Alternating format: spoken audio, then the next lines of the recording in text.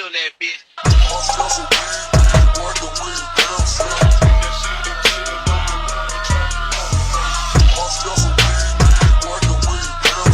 Bust a shot that tick at me. One day I'ma kill that bitch.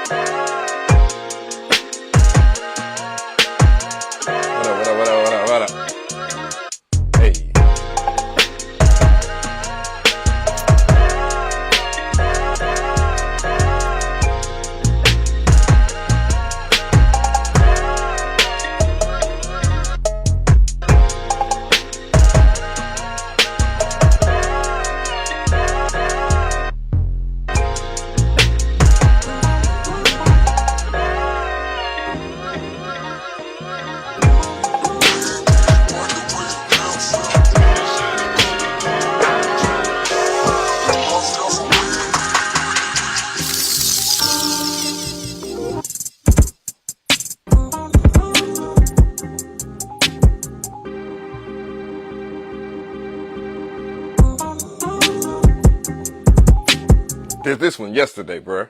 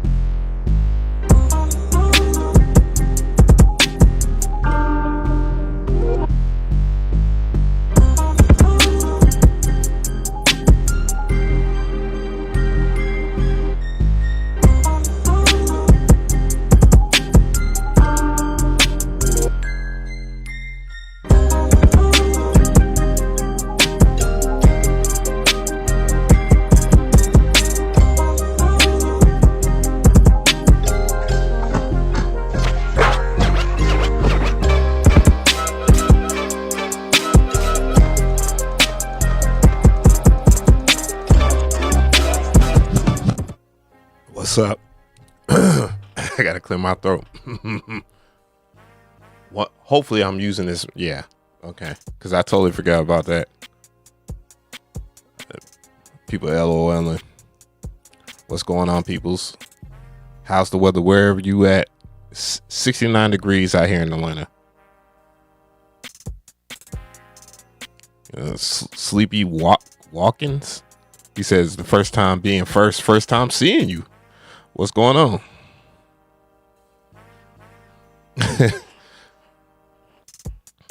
What you thought we gonna be doing today? I want to know. I mean, y'all see the titles.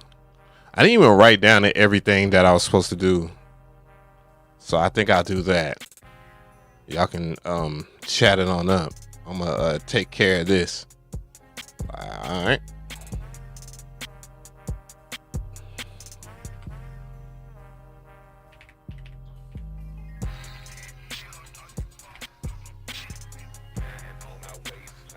But we are going to talk about a few things, though. We're going to talk about, I saw that AKAI has finally released Teddy Riley's performance and all that stuff. Boy, it was a whole lot of copyright claims on that video, but it's well worth it, man. Experience of a lifetime, in my opinion. Very refreshing to all the nonsense that I see on my timeline. That's for sure.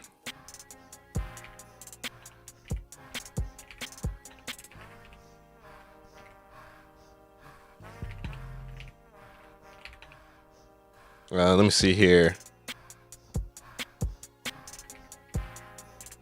I think that might be a good then we're going to talk about, like, because I seen some stuff on IG. I was just like, bro, I want to get in this conversation, but I thought I'd just give my opinions on this channel, and then they could take with it what they want.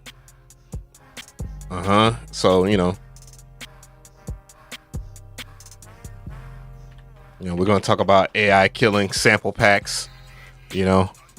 People holding holding on for dear life in a time period where technology is on the up and up, bro. It's, you know, I'm not gonna really spoil how I feel, but we're gonna talk about if AI sampling is dead because I saw an article.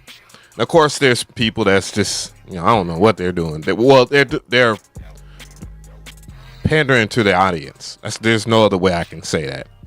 You know what I'm saying? But that's not cooked, bro.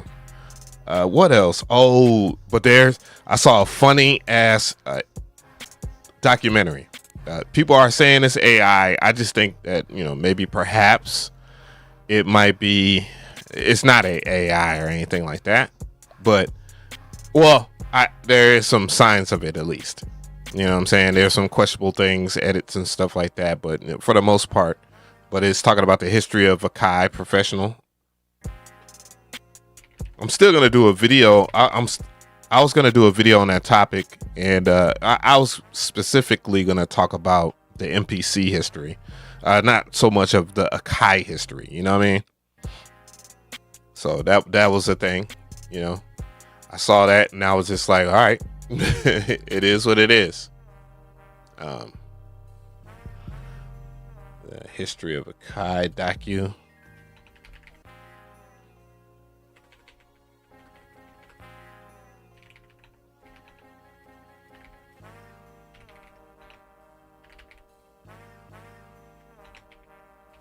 And then also there's a lot of things too. Like I'll be talking about like AKAI Professional and not AKAI Enterprises.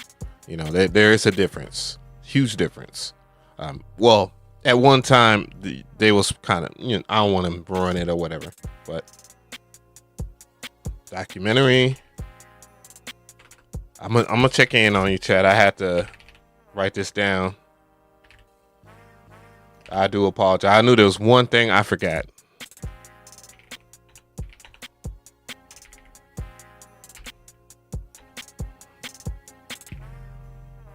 Okay, that'll be good enough, man. But I'm gonna go ahead and do chat shout outs and acknowledgement and stuff like that.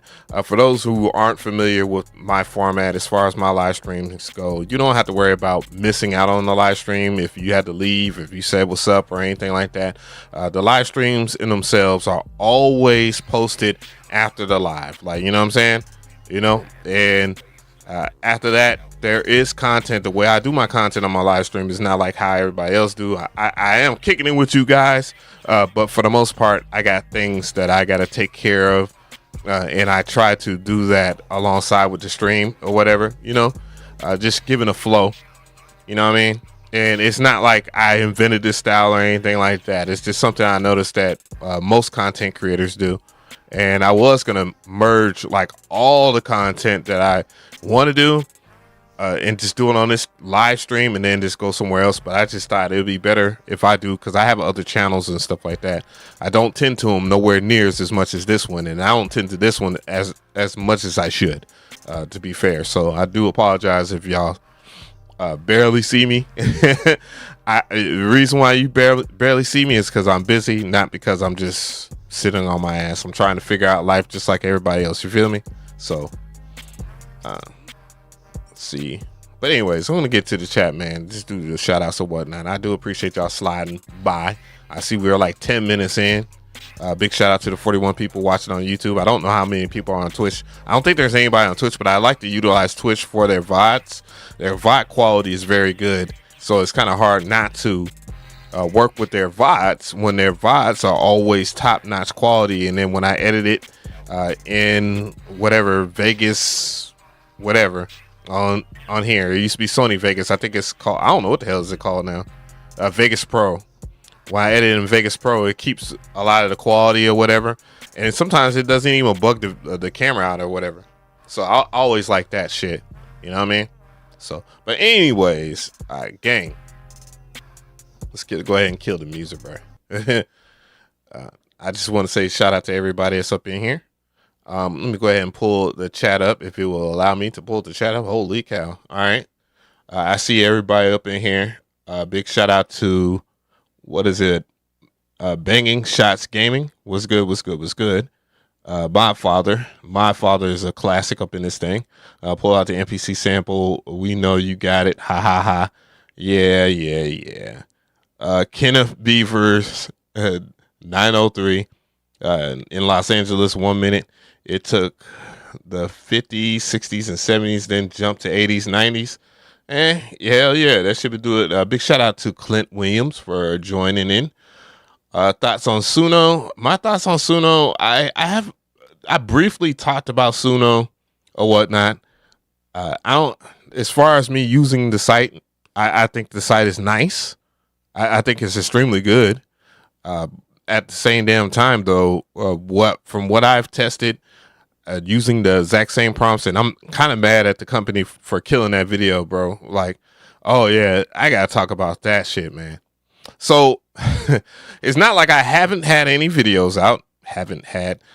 It's not like I haven't been making videos as of late. It's just that some of the videos that I've been doing have been, and let me make sure I get the timestamp on it. 12/14.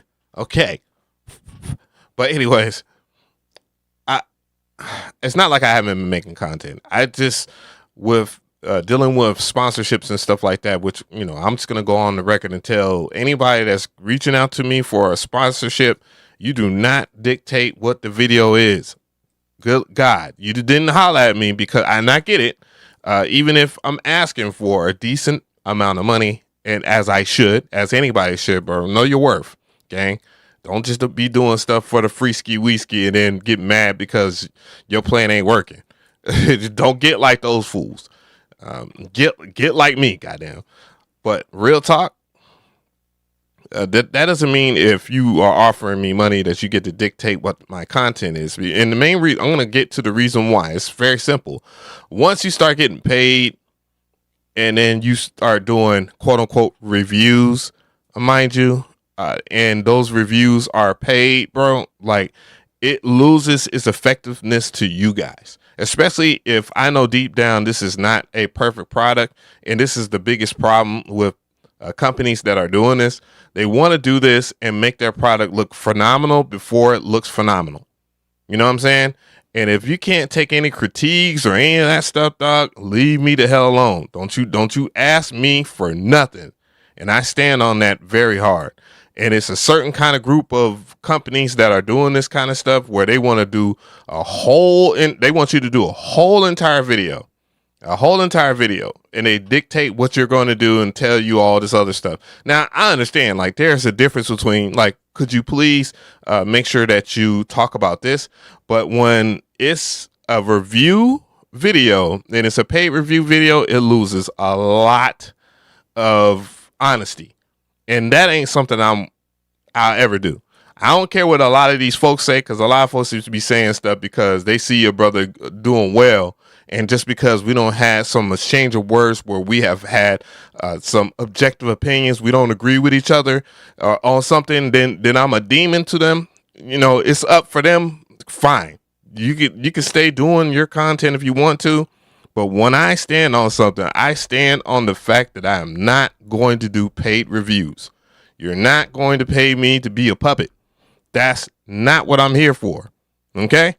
I started this channel without a lot of you guys. I appreciate when companies reach out and they do stuff for me, but do not try to dictate what I do on this channel. And I got to make this shit clear, because if someone's going to clip something, clip this. And you know they ain't gonna clip that.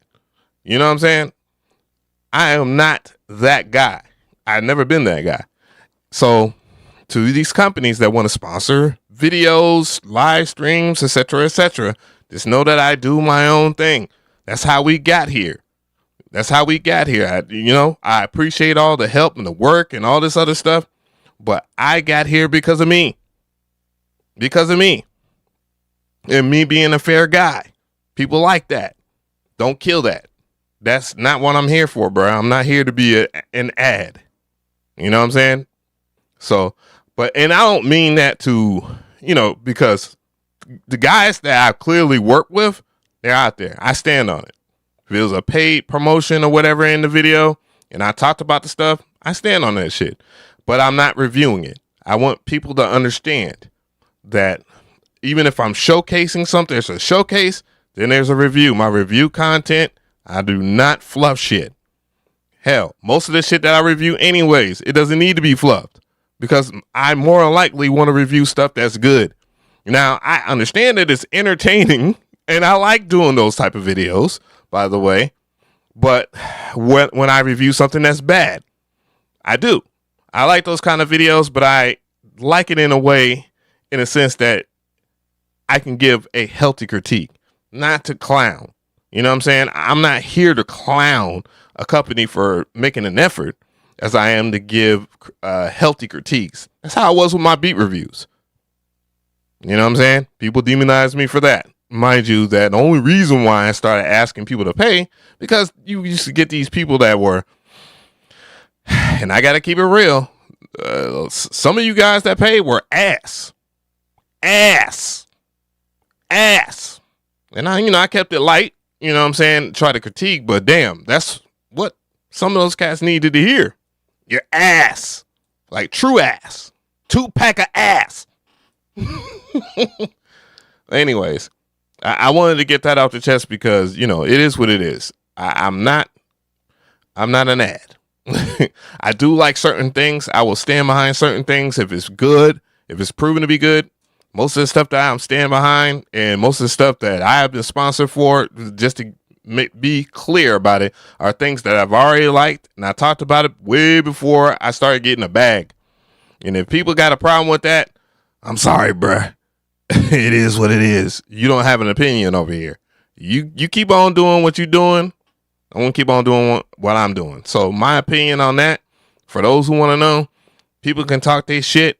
Yeah. Eventually, one day, I might smoke on a pack of their ass and pause and get on them. But I'm going to get on them when it's time for me to get on. When I got enough. And it ain't going to be no lies. There ain't going to be no lies. So have at it. Until that time happens, I'm cool. I'm good. I'm Gucci. And I know a lot of you guys, well, it's not a lot. It's just like a small fraction of people that ain't got nothing to do. A lot, when it comes down to people that like to hate all the goddamn time, it's because their shit is not working. It is. It is what it is. And even if they got the glitter and the motion, there's something ain't right when someone's hating on someone that ain't even bothering their ass. I'm just saying, I ain't bothering you. What's going on, Certified Beats?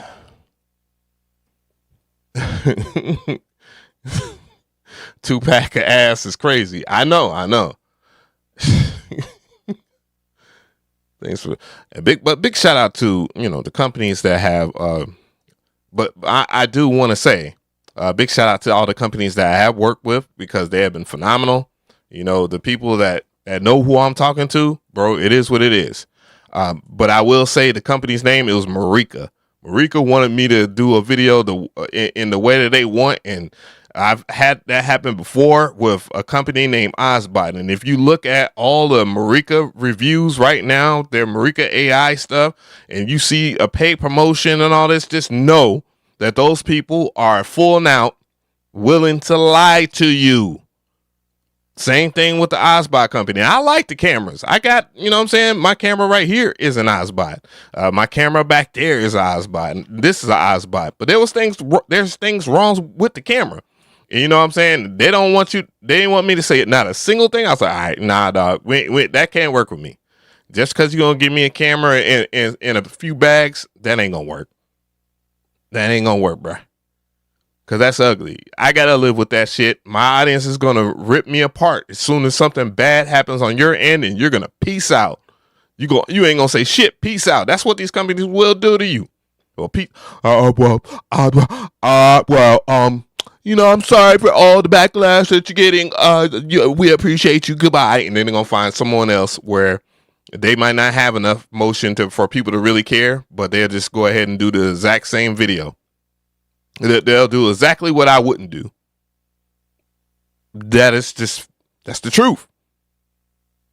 Hey, and if I have to take it there, I can take it there. I got the receipts.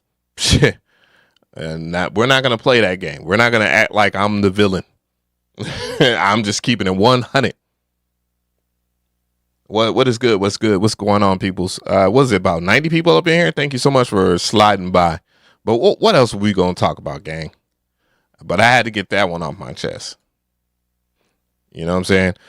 And there's a person, I don't know, there's always a few people, and I found to be very weird. Like when I start looking at my comment section and people were talking about well, you shouldn't say anything back.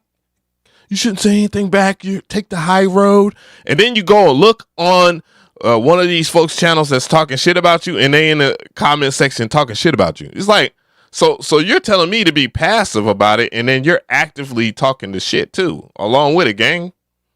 Shit. And I'm not asking for anybody to defend me at all. You don't gotta defend me, bro. I'm not hurt. I'm not fragile. You can tell. But come on, gang. Don't do that. I will address what the fuck I want to address. And if I burn, I burn, nigga. It is what it is. That's what's wrong with people. There's too many scary ass niggas in this world.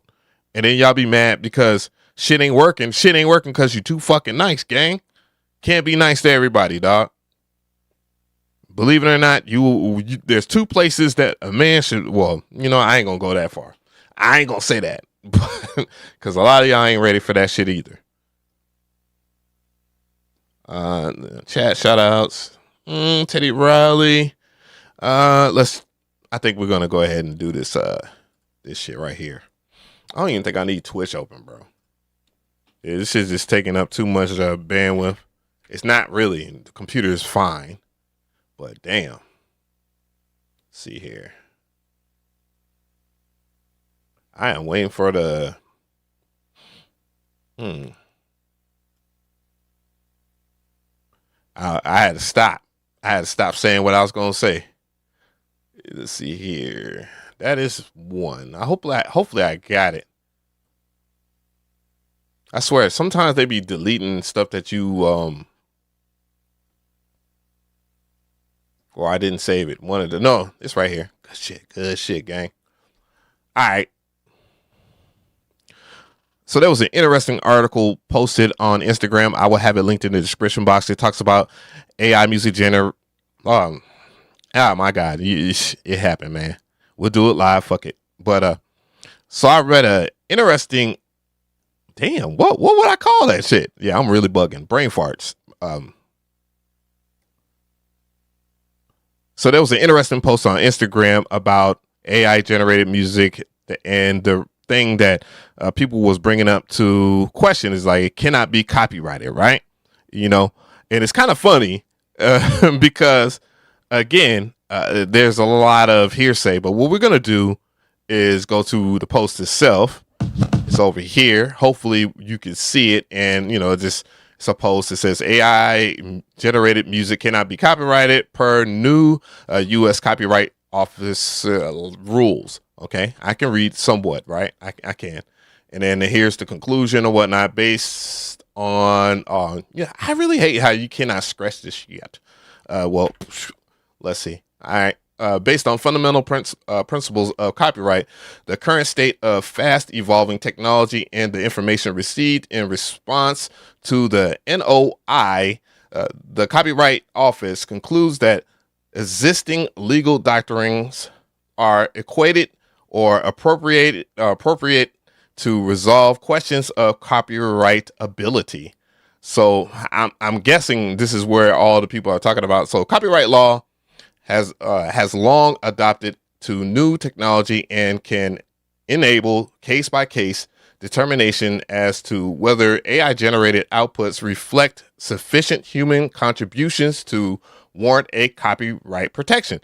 So, and this is where the problem, starts, because I hate to be in the defense of people that would just put in a prompt and it's boom, but in the defense of them, they are putting in human input. And, it's not like they're not typing, you know what I'm saying? And how, it's not something else typing for you. You're typing the prompt in there. Now, are there people that are lazy and copy pasta? Absolutely. Could I qualify for one of those? Maybe so. It depends. It depends. I am a sampler, but the reality of it is, if we're talking about human input, that starts at the prompting. Gang. Like, it doesn't stop there. You feel me? Like, there's no way in the world that you're going to tell me that whomever, even if they don't, and that's the problem, like that a lot of people have. It's just, well, you have no skill set because you're typing in a prompt. You don't know how to play a musical instrument, dude. They will never be better than you if you are who you say you are. But there's a lot of people that are lying to themselves about their own skill set. Now, certain people that, Rick Beato, I think he was talking about, I'm sick of AI or something like that. I haven't seen the video or anything like that. That man can qualify in that argument to be sick of something. You know what I'm saying? Old gang, yes, I'm old gang biased because I'm old, but still. As described above, in many circumstances, these outputs will be copyrightable in whole or in part. Where AI, and this is the real question, is like, dude, so, and I think that's where a lot of people are trying to question Suno at. Maybe I don't want to be pushing no narratives or anything like that. I don't want Timbaland to be under my post or under my video or retweeting or whatever, saying that I'm talking smack about his precious Suno or any of that stuff, bro. You know what I'm saying? And these are all jokes, but still, who owns the copyright or who can control the copyright? You know what I'm saying? It's still the same old shit. Like, even, we see with Splice and any of these other drum pack, sample based, sell your samples all day kind of stuff. Is like, who owns this? And it still remains the same, I guess. I don't know. But in itself, though, and we'll talk about conclusions on that too, because of course. But anyways, where AI is used as a tool and where a human has been able to determine the expressive elements they contain, prompts alone, however, at this stage are unlikely to satisfy those requirements. Whoa, wait a minute.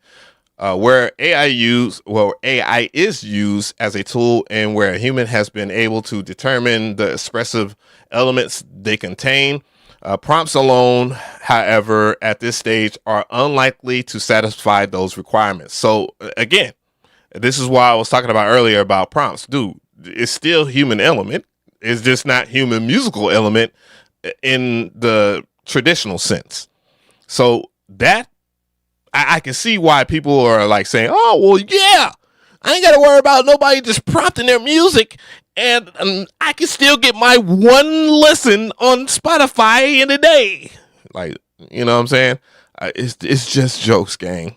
Like, people need to realize that I'm just joking at times. But dog, yeah, okay, so if you're prompting, yeah, you're cooked, bro. You're cooked. If you're prompting your shit only and you're not chopping it up. So let me just break it down. So human element, because I know a lot of people are going to say like, oh man, you've been talking about sampler and now I'm worried about sampler because, dude, you still got to do something to the track. It's just common sense. Do not be one of those guys. Even if you pitch it up and loop it or just loop up a 4-bar or whatever, dude, do something to it a little bit, please. Add drums. My goodness, man. But that's good though, and this works in the favor because it's not as bad as what people were trying to make it be. Like, they're trying to make it seem like, oh man, now you can't use any AI music generators. No, you can still use AI music generators. You just got to do something with it. There's other ones too. I mean, OpenB AI is they're made for that shit. It's basically you could just make whatever you want, put the prompt in or whatever you want to do, and boom, there's your human input, and then the AI does this thing. It is legit, is it not? I mean, you already seen the videos, right, gang? I'm just saying. But if that was the biggest thing that y'all was worried about, if AI music generators are cooked or they're gone, no, they're not gone. It's just that they do not count people that are prompt based music producers or whatever the case may be. You just can't write some stuff, put it out, and then just say it's yours. And I don't agree with that. Just to be real, I'm make my stance clear. I don't agree with that.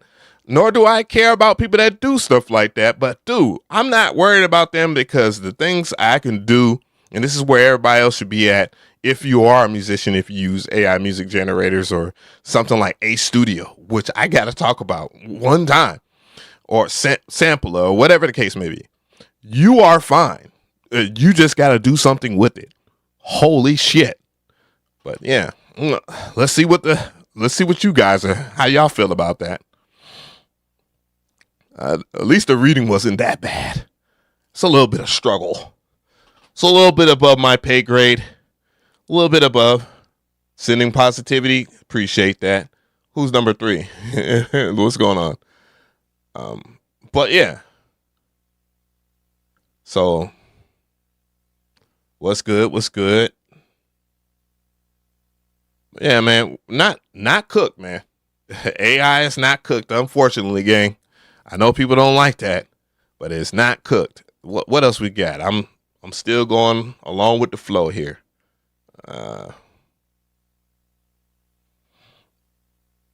AI sampling is dead. We already did that.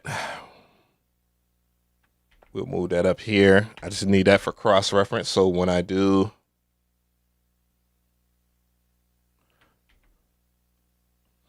Oh yeah, and tonight I'm gonna announce the 3 winners or whatever. Well, I'm not gonna announce them, but they like if you have, I don't know how I don't know. I'm going to do all that stuff, but we need to do that. You know what I'm saying? So, but I'm gonna announce the people that have won a lifetime license. Oh, and back to the talk with Suno and whatnot. Suno is great. Suno is fine. Suno is great. Suno is fine. I've tried it out. I like the service. It's very fast. The quality of the samples are fairly decent. They made some strides to make it, some changes. Obviously, took from Sampler, by the way, to make things so where you could be a sample. And, you know what I'm saying? Like they made their service. They adjusted. But unfortunately for them, Sampler is a one-time license, bro. So again, if we was to go over there to Sampler, and I have it on the screen here in the Seki. So this is what I'm talking about here, Sampler.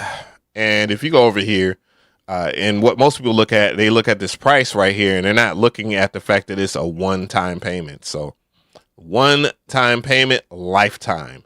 And then you could try it out for free, but you only get 3 music AI generations as a limitation, okay? So that's the thing about that. Of course, you see my plan is the Studio Pass, and it's only one time. So you would be treating this like you're buying a VST plugin, except it has infinite abilities, and you really don't have to do much. Man, boy, I kid you not. Now, that's one side of that. Now, that is a video to do. That is a video to do, and I might do it right now. I'm like, let me look at my light. I don't want my light to be all crazy, bro.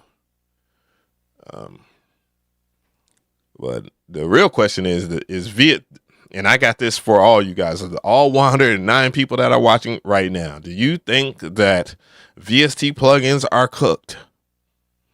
Yes, I said cooked, not cooked. Is it cooked? Let me know right now in the chat. Said, what is Sampler? Sampler is a AI music generator that is trained specifically on soul samples, like soul sampling, like the soul songs, so that you can get more of a vinylistic kind of audio, and it just pushes it out or whatever.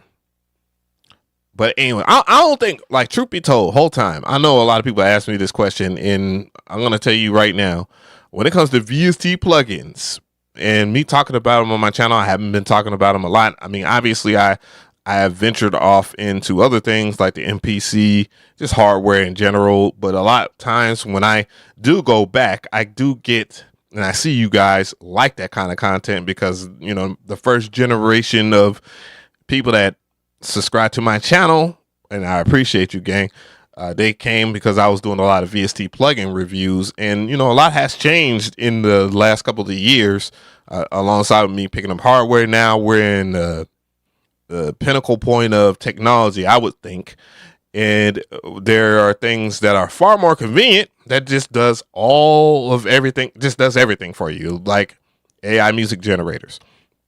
So you can see why there's a massive amount of pushback, and there's certain people that don't like it because a lot of companies, they have a lot to lose to them. It's not only just VST plugin companies like Loop Pack companies and et cetera, because the sheer convenience of someone just typing in a prompt and then it's just going to do the lyrics, it's going to do the vibe, it's going to do the drums, it's going to do everything for you basically, bro. Like, that is sheer convenience. Now, one thing I will say is even though it has a very low barrier to entry and a lot of people are using it for kind of basic things. Like, I use it sometimes for the background music on YouTube. Like, if I have a certain kind of documentary or something like that, I will do that. If not, I will just use my MPC and just make a beat. You know what I mean?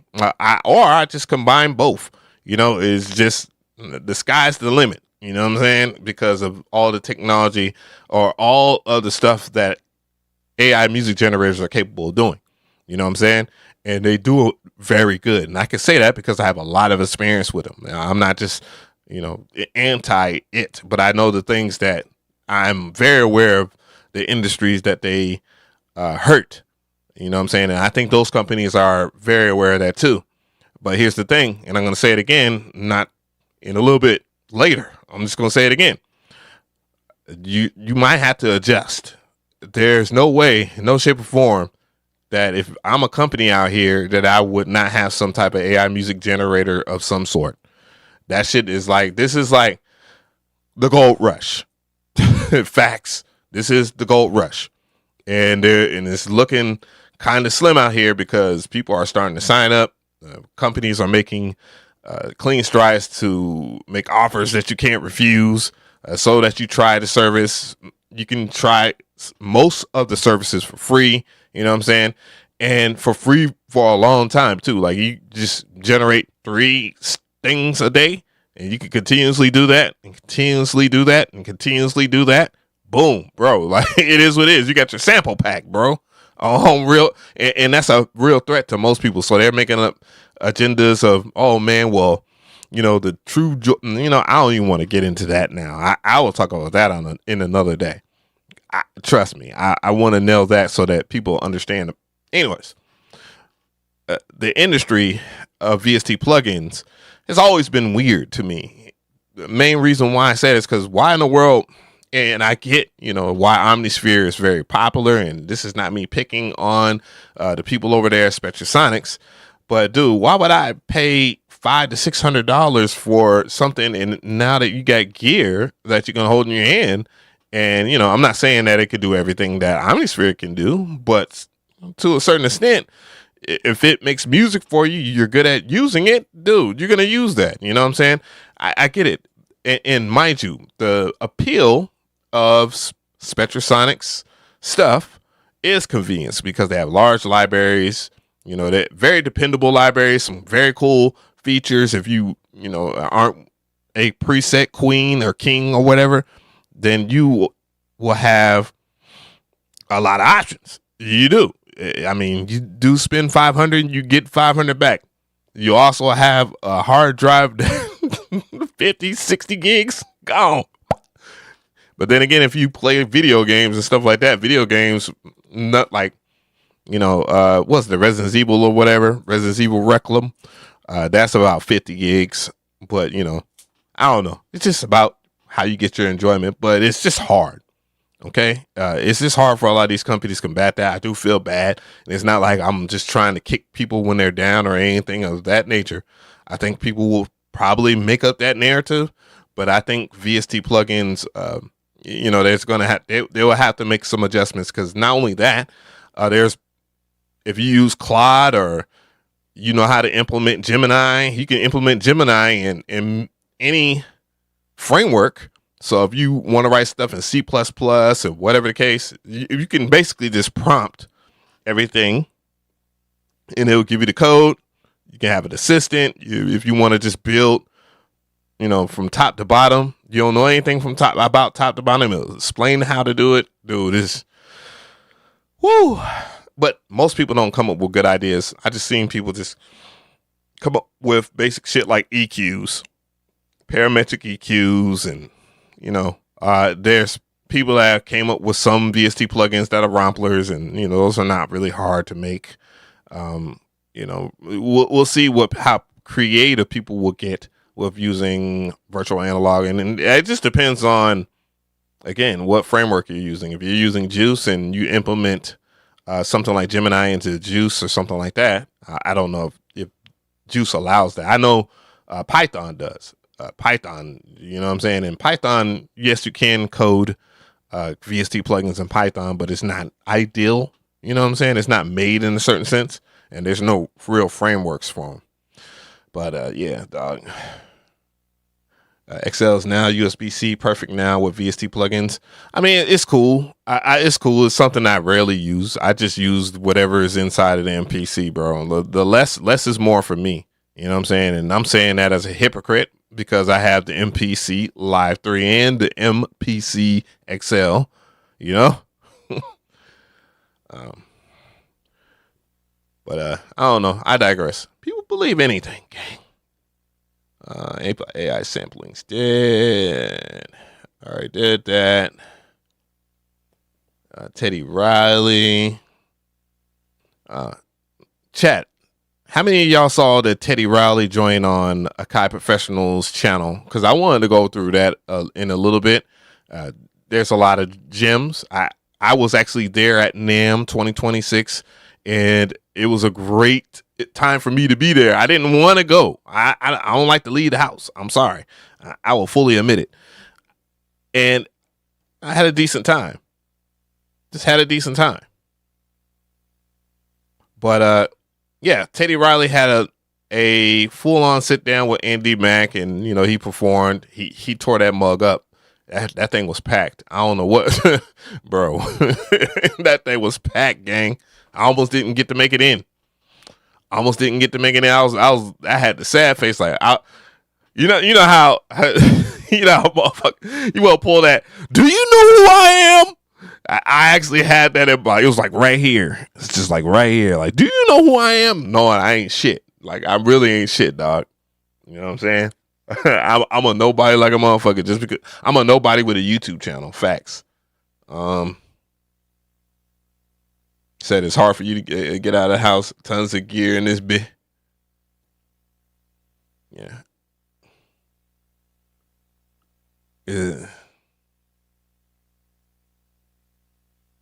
All right. I'm gonna pull it up real quick. But yeah, doc. I know they have a little viral clip going on right now, talking about, when I saw it and I was like, yeah, they're gonna use that.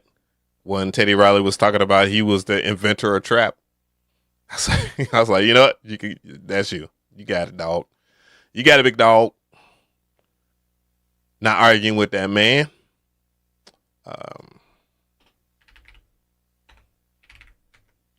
Here we go.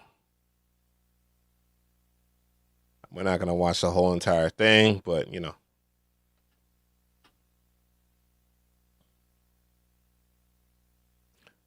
Let me see. So Akai Professional dropped another video, which I was at NAMM 2026 when it happened. Big shout out to Teddy Riley, man. Really cool dude. I really appreciate the energy and whatnot and the advice. And he goes on the stage. Anyways, we're just going to watch it, bro. I don't feel like stuttering through this thing. Horns for Boogie Wonderland. A lot of the Earth, Wind & Fire records. And that drum machine had some. What up, what up, what up? Thank you. I have to give it up to my guys who were here last House year. Audio Gang. Jimmy Jam, Jermaine Dupree, Roger Lynn, and just the whole crew. So we don't call it next level, it's just the next chapter. So this is another chapter of Akai, where it started me, it started a lot of people in here. So let's go into the history. So, Akai's been around. I still want that jacket, gang. I know it's hot as hell outside, but I still want to rock that jacket. 63,000. And what I want to know, really, and everyone wants to know in that room, is like, how did you discover the brand? I saw myself in the back. Yo, I'm way in the back. Where to go? Like, right? Everyone wants to know in that room. Had a stupid. I had my eyes on the whole entire time. But damn, big shout out to I. But there you go. You can see me. Hold on, gang. And you can see me. We're like right here. I'm in the way back, gang. I almost didn't make it in that ball, boy. You can barely see me. I'm right there. So there's no lying in that, okay? How did you discover the brand? You know, where did it all begin? All right. G. Smith was good. Well, before there was an MPC drum machine, there was a Well, more like Where's Waldo, gang. high 12 track. So, if you all don't know, I don't know if we're putting it up here, but if Google it. I actually did the Guy album, Keats But I Wanna, Make It Last Forever, and all those records on the Akai 12 track before I had a drum machine. And when it was time to get the drum machine, I couldn't afford it. So, what, man, to be able to do that on one of those 12 tracks, and I'm going to show you real quick. So, we'll do a little bit of research. Let's see. Akai digital mixer 12 digital 12 track mixer.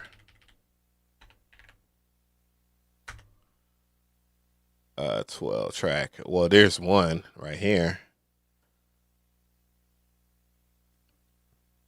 But yeah, this right here, I was so close, gang. I was so close to buying one of these right here because it does have like some of the things, the makings of like what an MPC sequencer would be like or whatnot. Just to give you a look of what these, and this is why I kind of like the mixer workflow, even today's modern day mixer workflow with the MPC. Like it, and I look, we ain't got to deal with all this. What is that, like a zip drive? What the fuck? That ain't even a zip drive. What is that? What is that, gang? Let me know. It's 1 gig. That was a lot back then, because like most files would be like 64 kilobytes. You know what I'm saying, dog? Like real talk. Yeah, dog. That's crazy. In fact, I didn't even buy the 12 track. It was given to me because I used to make records in a roller skating ring in New York called The Rooftop. And when I was making music there, the owner, he seen something in me, so he bought that wasn't even a floppy, gang. cheap drum machine, but like floppy disk was like 1.14 I don't know, megabytes, like megabyte. You can't even say megabytes. It's barely a megabyte, bro. it was the drum machine that I wanted with, which is called the Korg. That man said floppy disk too. I can't even tell you how many megabytes. Those are probably like kilobytes. That was like when I was a child. D1. And that drum machine had some hits in it. That's the hits that's on I Wanna. And the hits on Just. Okay, so he just talked about a drum machine. It's not an MPC, by the way. When I was making music there, the owner, he seen something in me. So he bought me a cheap drum machine, but it was the drum machine that I Wanna with, which is called the Korg DDD1. So the Korg DDD1. When he said that, I of course I had to do it, gang. You already know what I had to do. I had to research it. So let's do Korg. We're already on here, so it'll pull up the Korg DDD1. Korg DDD1. So right here, just on reverb, bruh. Ooh, and this is one in very good. That does not look like it's in good condition, gang. But this is what he's talking about right here, bruh. And I think they might have some videos attached, like maybe not. Well, I'll play it. When I tell you, again, the main reason why I'm pulling this up is because, dude, if you really want to make it, you will make it. Because this Korg DDD1, the name of that alone just tells you is ass. It is ass. You know what I'm saying? Look at this. Look at this, bruh. it took cards, of course, typical Korg type shit back then. You know what I'm saying? And dude, and if I'm not mistaken, the homie has a video on YouTube. So YouTube, come on, bruh. What we doing? YouTube Korg DD1. And when I tell you, that man is hella talented. Because if we're talking about like, all right, I'm gonna type in demo songs. It's cool that people got videos and stuff. Demo. But when I tell you this man was working magic, gang, he was working magic. I'll click on this. Let's see if he even got something going on here.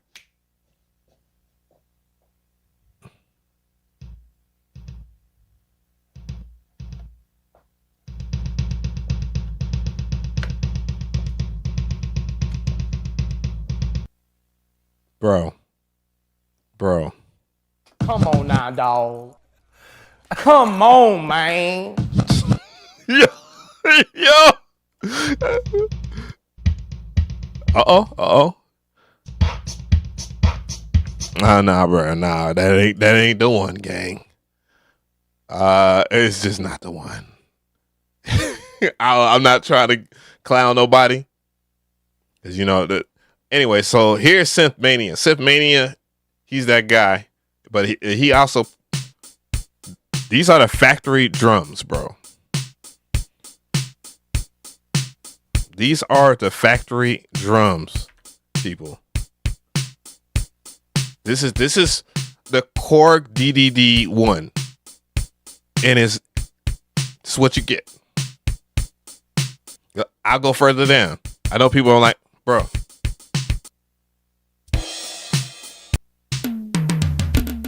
I love how they pound. It's good to hear they have panning on this joint.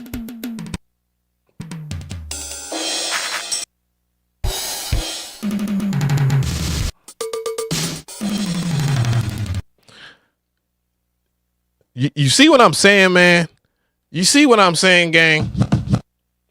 That man wanted to make it in this business. That man wanted to make it in this business. He zero excuses, and not like a lot of all the people that I be seeing complaining about everything for no reason at all, and they want more and more and more. Yet their music isn't getting better. This nigga didn't have shit, and he made it work. You can't tell me. We just heard the demos, dog. The shit ass will not sell me on nothing. Hell no. Ass. And this man made hits with this joint. You crazy, dog. Had some hits in it. That's the hits that's on I Wanna. Boy, where were they at, gang? Dog, this man is he's purely a magician. He is. He's not a musician, he's a magician. Dog, that drum machine is cheeks. The hits on Just Got Paid and My Prerogative. So those same hits were in the Korg DDD1. Oh wow! And incredible. I used that drum machine until I wore it out. You I had was able to get me an MP. And when I got my MP, I had no sounds. I mean, I just started, using the sounds from the DDD1 until I met Jeff Lorber. And Jeff Lorber gave me the sounds, like the sound. Bro, you just got very, very good taste. A lot of people don't have good taste, gang. They just don't. Sounds that I used on Michael, and he told me about Great Sounds. I don't know if y'all know about Great Sounds, but most of Great Sounds is all of Michael Jackson Dangerous album. And that's how I discovered the brand. And I said, man, it's a drum machine by this same company. I gotta get it. So I saved up my chips and I got me an MPC. Just an MPC. Yeah, and just the MPC, the way you said that. Just the MPC is crazy. And then I graduated to the 60 and then the 3000, 2500 XL, which is what I did. And the reason why I went back to the 2500, because to me it was a little fatter. You know this man, Andy was like, man, here we go. now, gang, I say this, and I say this. I know people are going to witch hunt me for saying this, and maybe not my audience per se. Perhaps maybe a little bit. I don't know, but I'm gonna keep it real, dog. The 2500 is super fat. That shit is fat. It really truly hits different. And I'm not saying that because it can go, like, if you go into general settings or something like that and you set it up for plus 6 dB or whatever in general settings. No, I'm not talking about that, because when it's on 0, you might have to go down -6. And it's not about the loudness either. It just had a thunk. And I'm trying not to be so arbitrary with the words, because, you know what I'm saying, it's not like the XL doesn't have a thunk. A matter of fact, you know, the XL has not only does it have a thunk, when you use it with mixers, gang, that shit is crazy. Extra crazy. But yeah, someone in the chat says sound matters. The converters was a little fatter. You know, it's almost like sound matters is crazy. S2000, and that was a little more fatter. I see what you're doing. One of my producers who actually, Harris there, raise your hand. And if I'm not mistaken, Andy came to Akai around that time too, when the 2500 was released. And that was one of my teachers, because he was one of the ones that showed me how to time stretch on the S3000. Him and Mucho Scott from Basic Black. All right. Amazing. So what I want to do, I want to take everyone back in the room, and what we're going to do, we're going to play songs that mean a lot to us, that you've made. Incredible music that's inspired everyone. I don't know if I'm going to be able to do this, gang. Is Make It Last Forever, right? And cool. We want to break it down. We want to understand how the song started, the chords, the drums. Damn. Unfortunately, I can't even do that part, man. You got to see it for yourself, man. So let me know how you feel. I'm going to have it linked in the description box or whatever so that you can see it. And, you know, if you're having to be viewing for the live stream, gang, y'all make sure that y'all come to my live streams. I don't have a set schedule or whatever, but, yeah, make sure that you subscribe, notification bell, all that stuff. And, you know, I'm pretty sure you'll catch me on the stream or whatnot. But anyways, yeah. Yeah, so I really wish I could play a lot of that stuff, but I already know copyright claims. I'm sick of them. I'm just sick of them. I'm just really sick and tired of them. Well, why y'all think I'll be so heavy on the promo sampler, gang? Don't have to worry about that. And we already talked about the rules. So if someone was to try to copyright your sample or whatever, no comprende. You can't. So, and that works in that favor too. But yeah.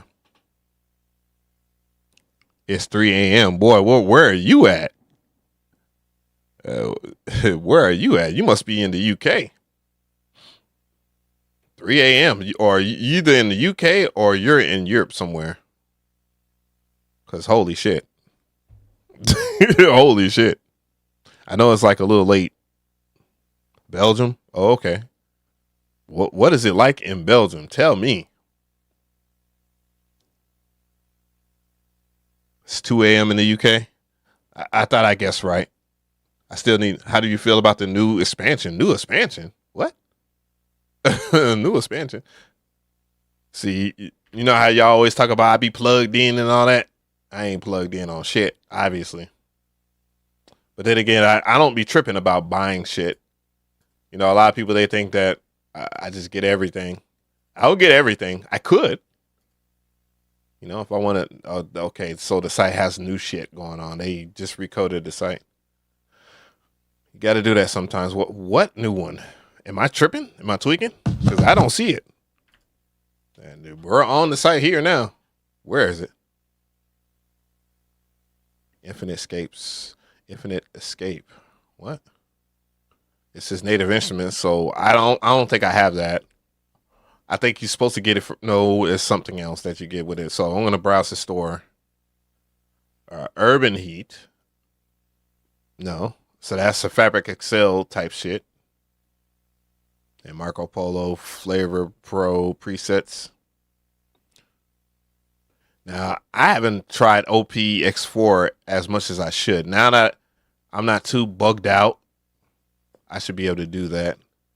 What new do you see? I don't see anything new. Most of this stuff comes like this comes with the Live 3. This comes with the Live 3. Let me say that right. Live 3 XL, Live 3 XL, Live 3 XL, Live 3 XL. I believe that comes with the Live 3 and XL. I think this might be a bonus that you can pick up. Drift Theory is probably a bonus that you can pick up. Timeless Glow, which I do recommend that. That's a classic. That is the one if you do house music, bro. That is the one. Timeless Glow. I have it converted over to an MPC expansion though. But yeah, I don't know if that's included. Heatmakers, I did a video on that. Rhythm Source, I actually had that on the Machine Plus or whatever.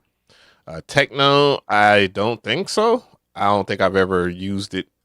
Sample this by Sample Tools.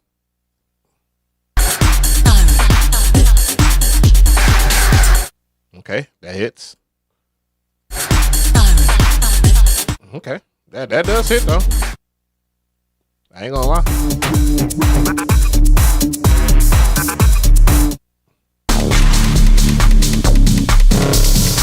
My mind is not there.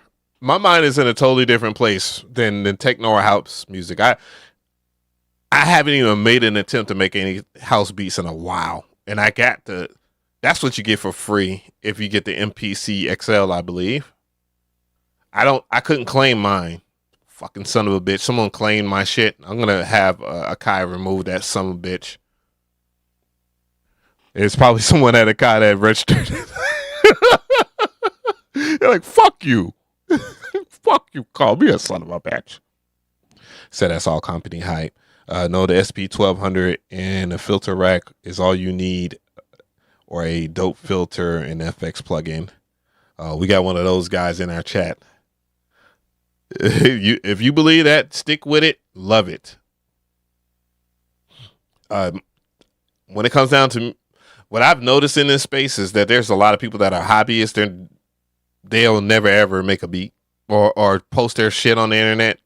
They just like to collect gear, and they just do not make hot shit. Now, I'm not saying that this person is that. It's just more common. It's more often than not. Like, I legit saw someone that was already trash at making beats buy an MPC 3000 a few years ago, and nothing but garbage came out of that sumbitch. I felt bad for that MPC 3000. That MPC 3000 deserved better. It did, and it was a limited edition one. So it was the Dilla MPC, and that sumbitch was making some of the most ass shit on it. I mean, flat out dog shit trash. And I know you still watch too. I know you still watch. But your shit was garbage. Now, at the same time, you have someone like Cannon on the beat. I don't know if y'all remember, but he used to come to the beat reviews and he used to clean niggas because I used to put up like bounties or whatnot. It takes some of the money and give it back. You know what I'm saying? That was kind of the stick. That nigga Cannon on the beat, bro. Now, he was a 3000 monster. He was nice. But there's less people like Cannon on the beat and more people that just are ass and they just want to stick by their gear and just say that everybody else is ass.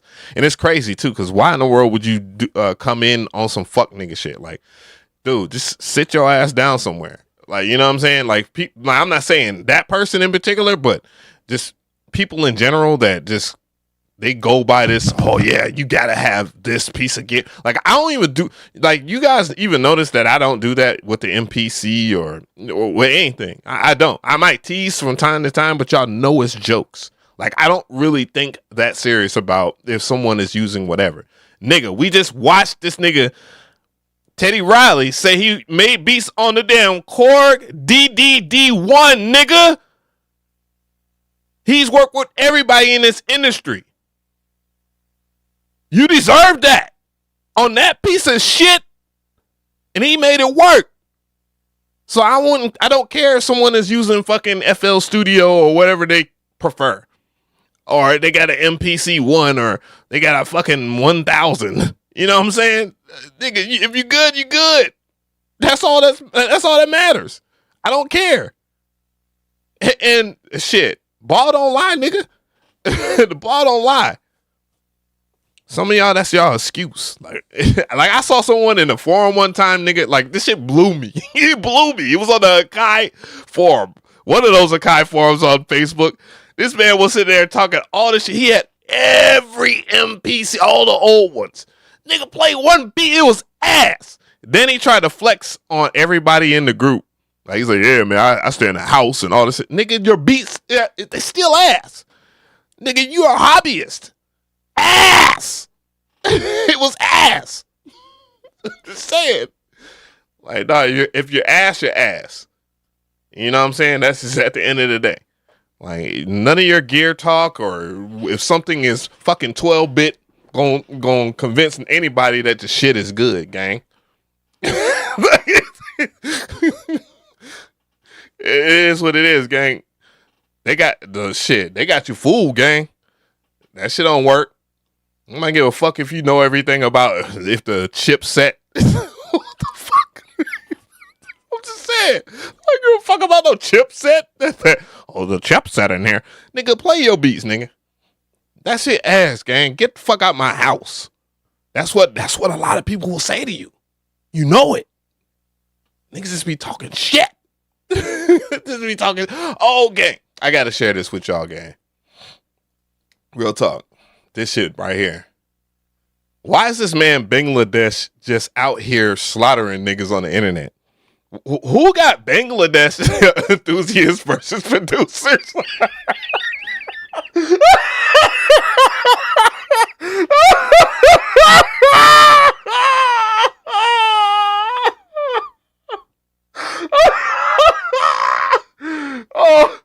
Oh shit.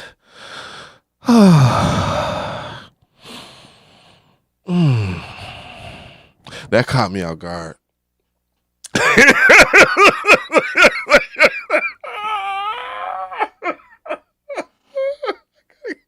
I gotta get it out, man.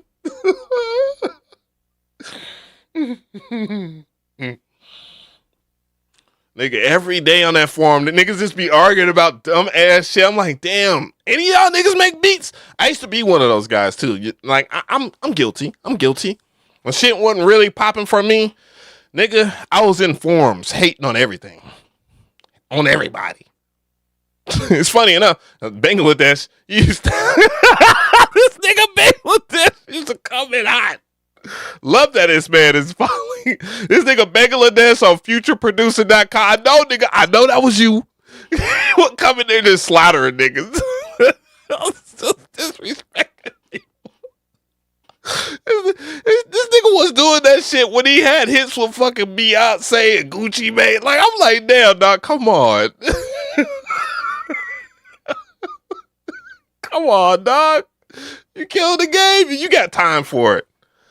Oh, shit. No burner account. No Kevin Durant. Nigga just... Bangladesh is crazy. It's just... But anyways, so there's a video by Bangladesh, and I just got to play it. And I have it linked in the description box. We're going to react to it. It's about producer stuff, man. And it's about creativity. You know, I just got finished clowning on people, enthusiasts and shit like that versus producers, man. But yeah, man, a big shout out to that person that loved that shit. Let's go. Which I am, you know, but I'm not always confident. I'm not always confident. Like, doing something that I'm not familiar with. How's the audio? Acquires a skill setting. You know, might not be familiar with it. But one thing I'm going to do is try it. You know what I'm saying? I might not be confident in that activity, but I'm not scared to do the activity. Yeah, and it shows in his music. Yeah. By the way, for those who don't know who this is, man, I mean, the glass is wild, bro. No, let me not stop. This nigga, like Bangladesh, he don't been out here in Atlanta long enough to just go back and forth with niggas, just on some funny shit. But real talk, Bangladesh, all I got to say is a Millie. Lil Wayne, a Millie. He produced that, which ended up being I'm a Diva, because that drum line in itself was wild. That was a wild drum line. You had to be there. The 2010s, wow, crazy shit happened. But this man was rocking his joint, lacing Gucci Man Lemonade. You know, he had basically at one point had I will say respectfully, he had kind of a Neptunes type run. If you know, you know. If you know your Neptunes history, you know that Pharrell and Chad Hugo had a run. You know what I'm saying? So that be the difference in people. When people lack confidence, they're scared to even try it. Very true. Like people think I'm. You didn't hear what he said, but he said scary ass niggas. I'm gonna let that run back. I apologize for talking. Confident, which I am, you know, but I'm not always confident. You know, like doing something that I'm not familiar with that acquires a skill setting. You know, might not be familiar with it. But one thing I'm gonna do is try it. You know what I'm saying? I might not be confident in that activity, but I'm not scared to do the activity. You know what I'm saying? Pause and facts.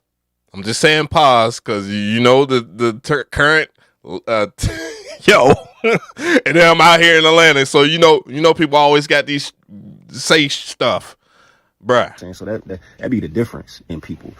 When people lack confidence, they're scared to even try it.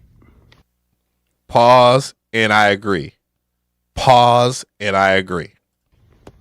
Scary ass niggas.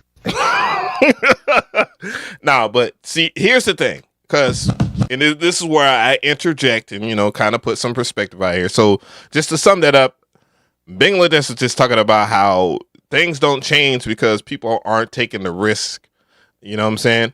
And the only people that do get the respect is the risk takers. However, people are afraid to take those kind of L's that risk takers take because you're gambling. You're basically gambling, and I'm using that terminology lightly. I'm not using that in like gambling. You get it. Y'all grown on here.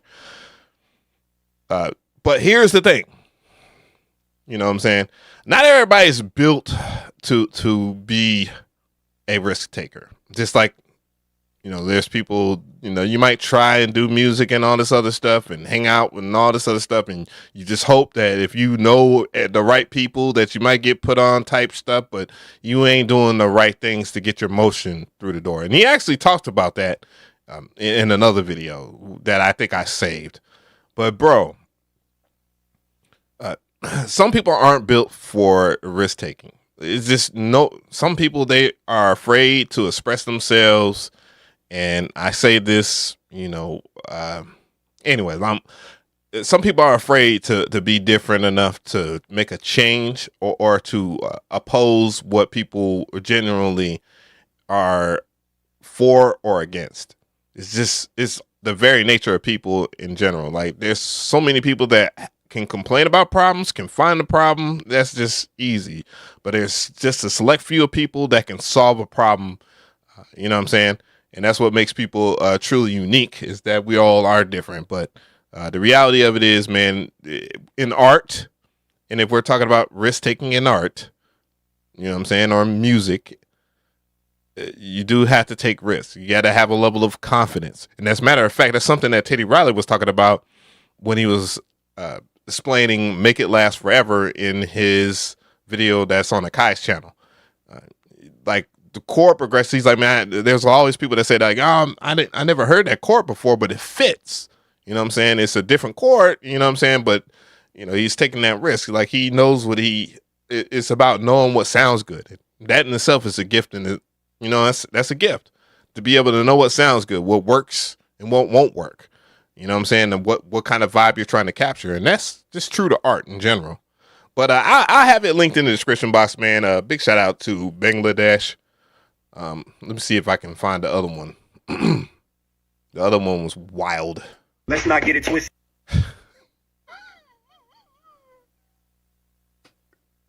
Yo, this man. Save us.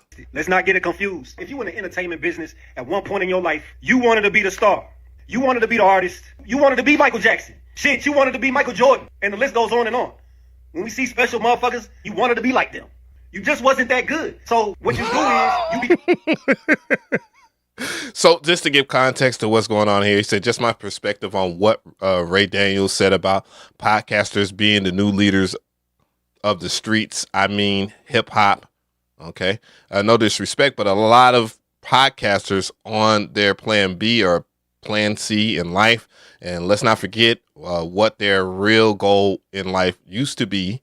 And it just seemed like he was just taking a shot. But I mean, he tagged Ray Daniels in it because he didn't agree with it or whatever. But, you know, Ray Daniels, he did respond.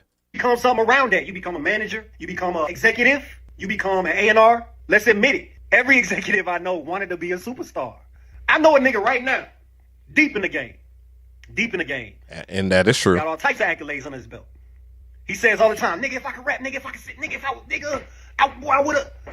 Let's not get it twisted. We talking about podcasters being what a superstar is now, the equivalent to that. A lot of podcasters didn't make it in what they really wanted to be.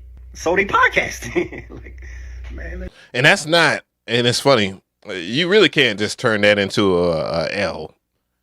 The way that podcasts are moving around, like Spotify much rather take a chance and give a bag to a podcaster than to an actual artist. I mean, give or take that they signed a clause, like a do not compete clause with the record labels, which is the dumbest shit ever, but that was the only way that they was going to get licensed, or more likely not going to get sued into the ground because of the service that themselves was built off of piracy.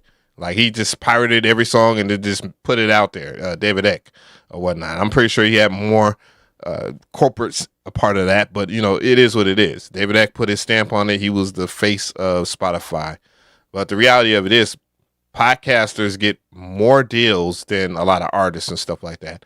As a matter of fact, if we were going to talk about it, streamers and influencers in general get better deals and better pots than artists, etc. Because they look at y'all like celebrities, and mind you, they'll rather spend more money or spend less money because they don't want to spend a lot of money on someone like me or whatnot. But they'd rather spend money with a small creator versus, you know, someone like you or someone else, because one, they're not gonna have the leverage to kind of argue their way into getting a bigger bag unless they already have a bigger following or a way to prove that their numbers are legit and some, you know, things of that nature. But they rather give it to, because it just seems a little bit more downright honest. And the issue that a lot of artists have, and I was sitting there talking to a homie at a studio. He's like, man, you know, these artists have no personality, man. And you know what I'm saying? They're hard to work with because they think that everything gonna go their way and, you know, that type shit. And this was like a real conversation between me and dude. And I did not I didn't bring it up. I was just like, damn, like, dude, it's kind of hard to deal with. Just having a conversation with him, like, it shouldn't be this difficult. You feel me? And, you know, maybe I'm out of touch, but let's not get it twisted, bro. You think Stephen A. Smith didn't want to be like Mike? He couldn't be like Mike. At this point, I think he's just being funny about it. So he talks. He critiques. Oh, word. You think academics didn't want to be? Let's not get it twisted. Let's not get it confused. He critiques. You think academics didn't want to be a cool nigga growing up? You think he didn't want to get bitches? Come on, man.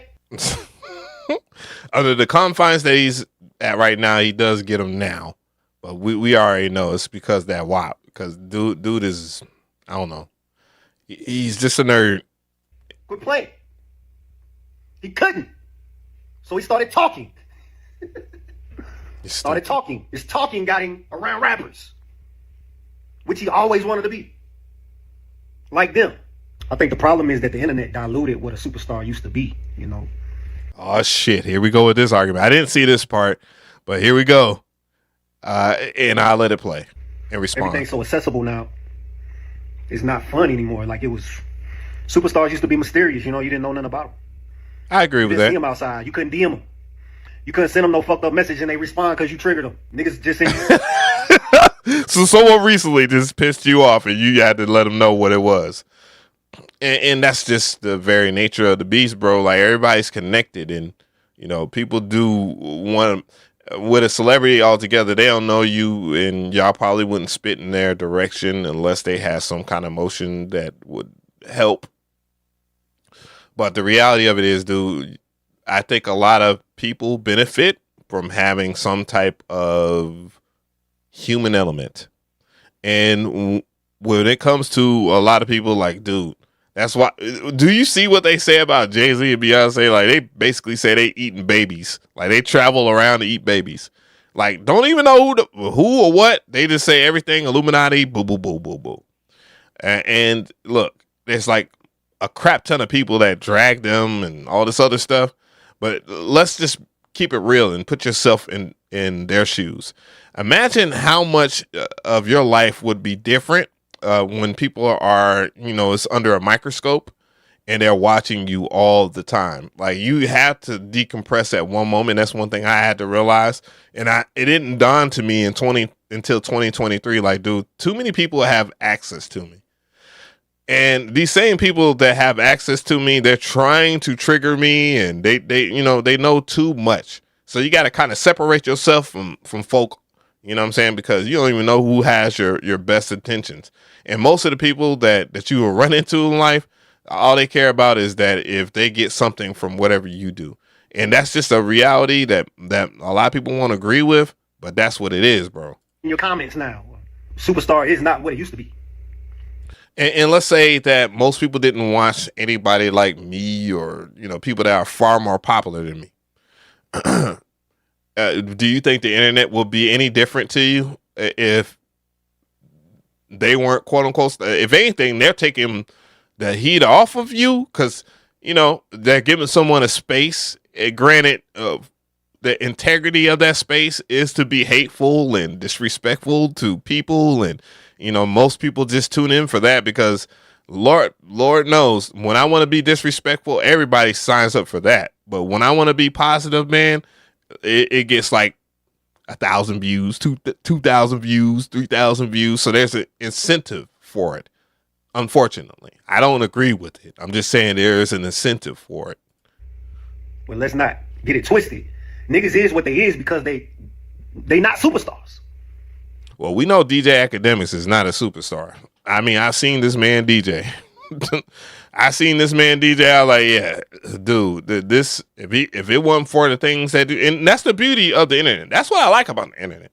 Don't get it twisted. I like that aspect of the internet because I have, something to do. You know what I'm saying? Because Lord knows what I'd be doing if I didn't have this. Lord knows. Whether it be a 9 to 5 or in these motherfucking streets, whatever. So Ray Daniels replied, and I'm going to go ahead and give you a better look at that. And it's right here. He says, I love you, bro. You're so right. But that doesn't mean the second act can't be your best. Meaning that's because you failed at one thing, it doesn't mean that you'll fail at the next thing.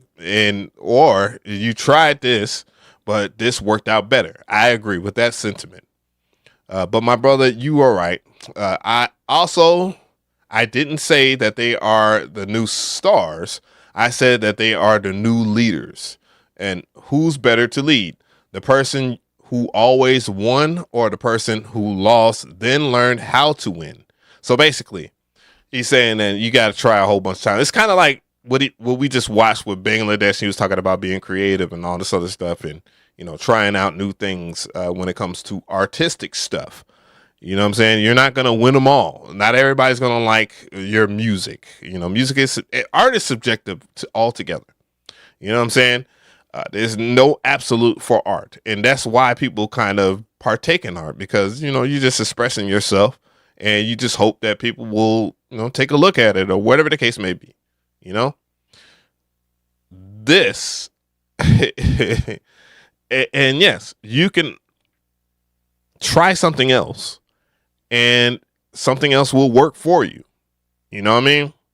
I don't know technically, when it came down to music in general, just so if people don't know, if you don't know anything about me, I was doing YouTube at the same time that I was getting placements.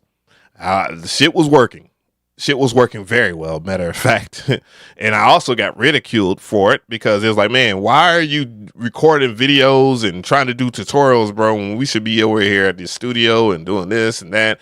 And dude, when it comes down to entertainment, altogether, if it isn't sports, dude, you're lucky if you ever see a bag. And I was fortunate enough to see many bags, healthy, fat bags at that, without any Grammys, without any platinum plaques. That and that in itself speaks volumes. But yeah, anyways, long story short, I like this YouTube stuff so much because, you know, I wanted to help people. I want to help people learn how to do music. And it wasn't because it wasn't popping. This sector wasn't popping at all. It still ain't popping, gang. Look, I hate to be the person, the bearer, but if I was a controversial channel talking dog shit all the time, bro, my numbers would be high as hell. My numbers would be high as hell if I just picked someone. Just pick someone to just shit on. It would be high. And I also will feel horrible as a person too. Every single day I wake up, I would not feel good about that shit. There's no way in hell. But nonetheless, be way more popular, you know? But I saw an inevitable future, a content gap, if I want to be so inclined to say so, that people wanted to learn shit. Damn, it is thundering and lightning outside. Boy. But anyways, yeah. I mean, I always felt that for the most part. But yeah, Bangladesh ain't wrong. It's just, and I can see Ray Daniels' point, you know? It's just the money has swung in a different way, and there are people that, I mean, I hate to say it, they are hating slightly, because that was a little bit of hate. But hey, no other better person to hate like that than Bangladesh. It wasn't me. Oh yeah, I wanted to do something. Ooh, that's one for the records. I'm mad I missed that shit. It was out here in Atlanta too. God damn it. God damn it. But ain't y'all seen this shit right here? I'm gonna let y'all see this. So that's been some new stuff down. I can talk, gang. I can talk.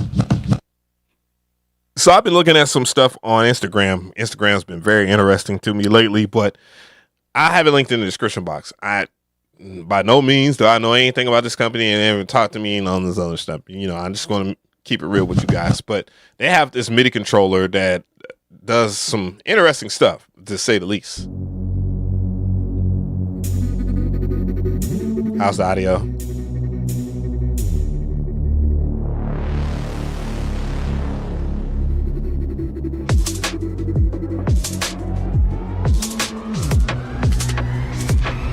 As you can see right there, he's waving his hands around this, I guess, this beam looking thing or whatever, because this is not the first time ever that this has been done. Matter of fact, we'll talk about that later. But it's doing some cool stuff. Like right now it's doing LFO triggering.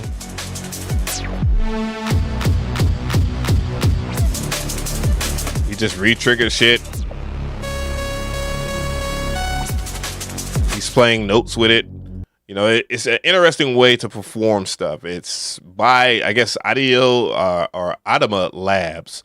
It is called, what is it called, man? Gang, what the hell is this called? But I guess we can go to redefining music tech, one idea at a time. First, Sway.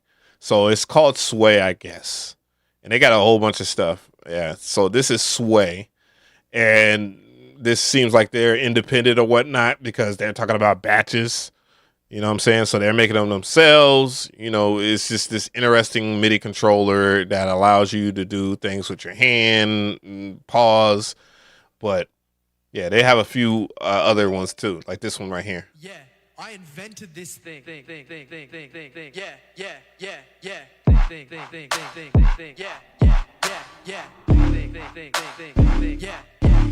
Yeah, I invented this.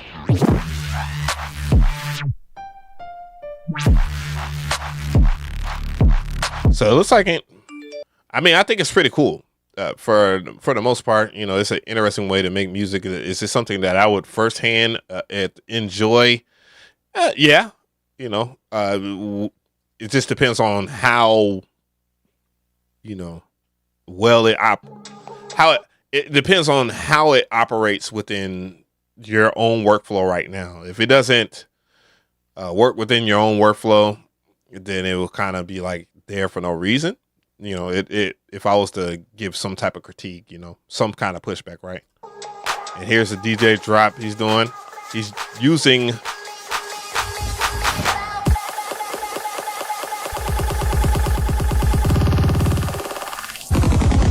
so we know it works with Serato, so it should work with Serato.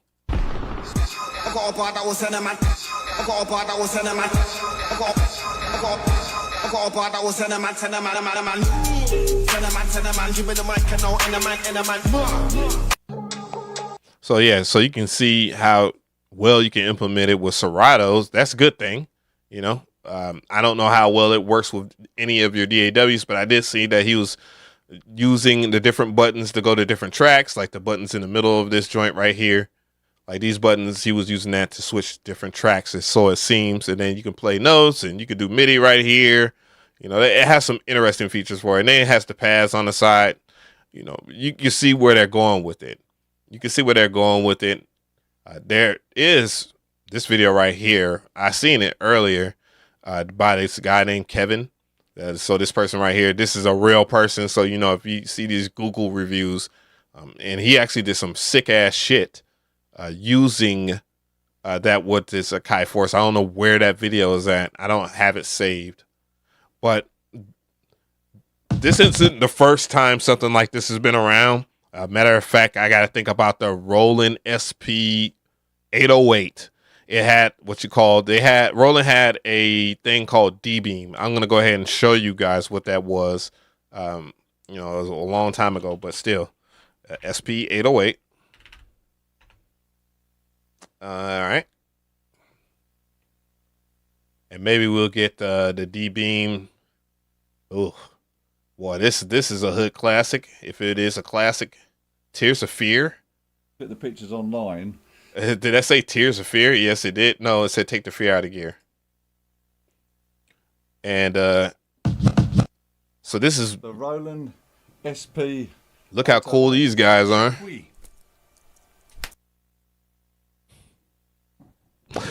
I can't get on this too hard because this is like early YouTube, bro. Like we were really trying then, you know what I'm saying? How many years no, damn. I'm trying to give him the benefit. Damn. Yo, this was 2 years ago, gang. 2023. Nah, this ain't acceptable. But the point is that this thing right here was like a big ass SP404. I mean, it says SP808, so it kind of functioned like the SP404 on many occasions. And it had what you call the D-Beam. What I think I can do is just look up D-Beam. Oh my God, what happened to my screen? Why did it do that? It is not coming out. Okay. So I'll just go ahead and do that. Roland D-Beam. That's what they called it. Please, I need the D-Beam. Let's see. Is that the original video or what?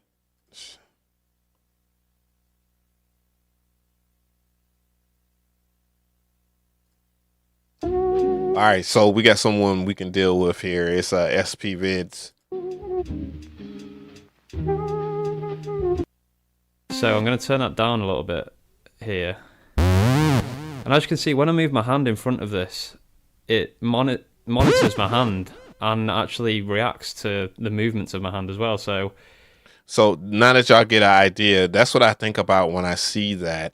And it's not like I'm saying it's bad or anything like that. I just seen that, you know, that was one of the appeals of it. Let me see here. Give me a sec. You know, we're going wild algorithm. D-Beam was fire on the Phantom. Dude, I forgot that the Phantom had D-Beam. Holy shit. Damn. Let's type in Roland Phantom D-Beam. Dude, I can't remember.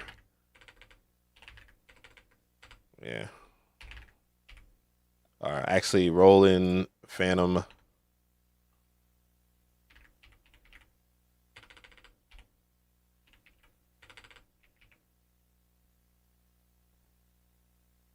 Did it have it? Yes, it did. And here is the video for that. So apparently you know how many people probably made beats on that shit and was like, man, what the hell is that thing right there? What is that? And nobody knew. They just picked the presets and went on with it. I kid you not, that happened. He's using it right now, I guess. Oh, no, he's not. He's just using one of the filters.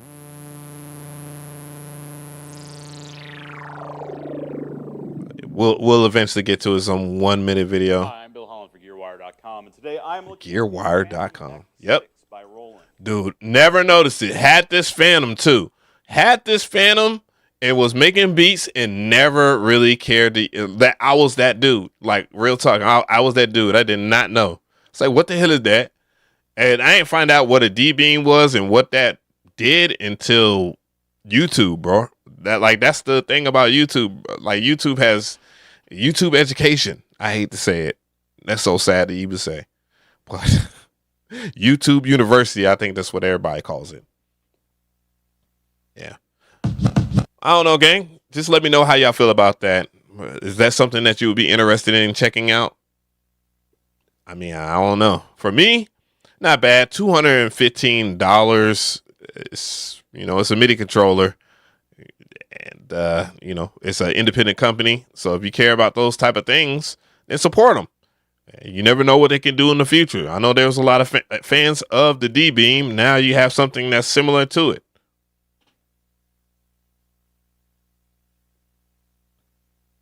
Yeah, that shit was tragic. How in the fuck you that cringe in 2023? That's wild, bruh. That's just wild. Like, who does that?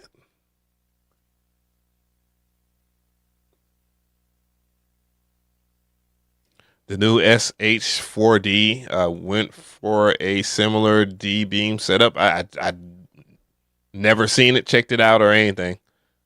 Didn't watch a single video on it. Just wasn't interested. Just off of the content creators. Just say it. I was just like, nah, bruh. I'm good. I'm good, gang. Oh, bro. Yo, gang. Oh, guys, we got to check this out. Well, I've been streaming for about an hour and 38. I'm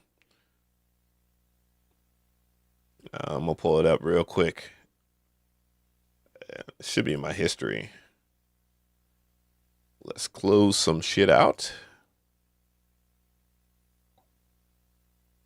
I mean, I was just closing out one of the tabs, and I remember someone talking about, what do you think about the new MPC expansions? And this all the expansions that are in the Live 3 and MPC Excel.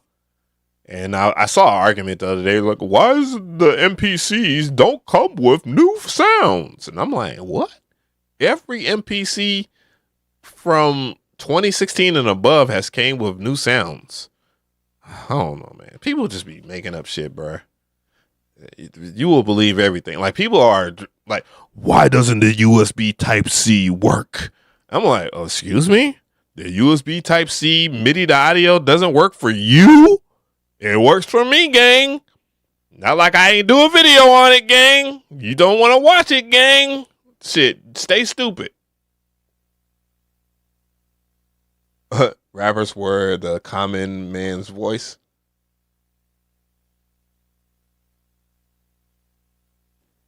What? Yeah, shoot. If someone wants to complain about something and then you're at your dumb ass, like, the answer is out there, dude. You don't want to do research. I don't feel bad for anybody that wants to hype up stupidity. That want to match up stupidity and make people more stupid. Go ahead, make those people stupid, dog, because they deserve to follow the stupidest of niggas. Gang, go ahead. Give me a sec here, bruh. Watch my my samurai shell, gang. Look at that baldy boy.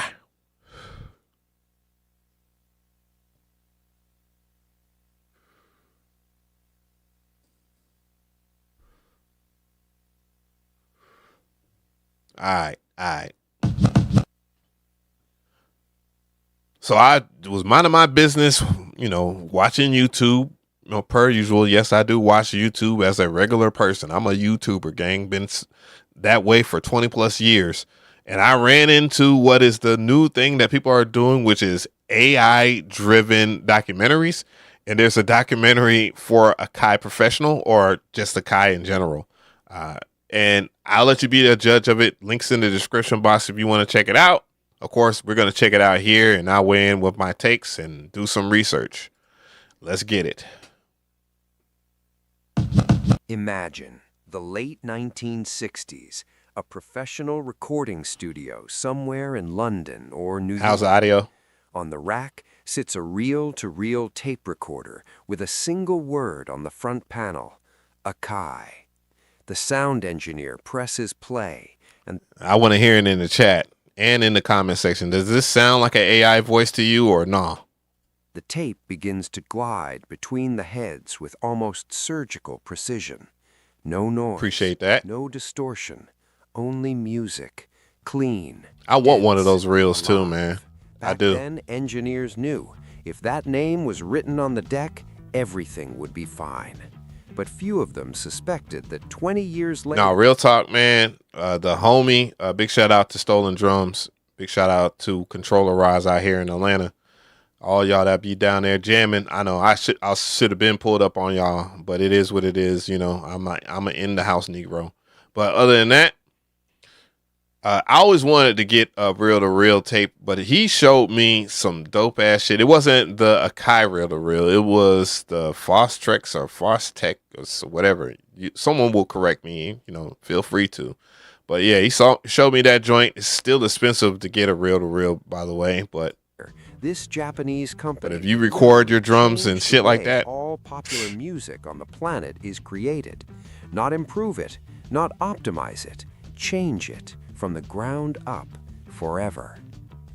This is the story of Akai. So that's the old logo. It all began in 1929 when Masukichi Akai founded a small enterprise in Tokyo called Akai Electric Company Ltd. The company that is a real company. Electronics in the broad sense. It was a time when Japanese industry was only beginning to search for its place in the global market. Later, the founder was joined by his son, Saburo Akai, who gave the company the direction that made it famous. Some sources call 1946 the real founding date, right after the end of the war, when Japan began rebuilding. And here's an interesting tidbit, I guess. That word tidbit, boy.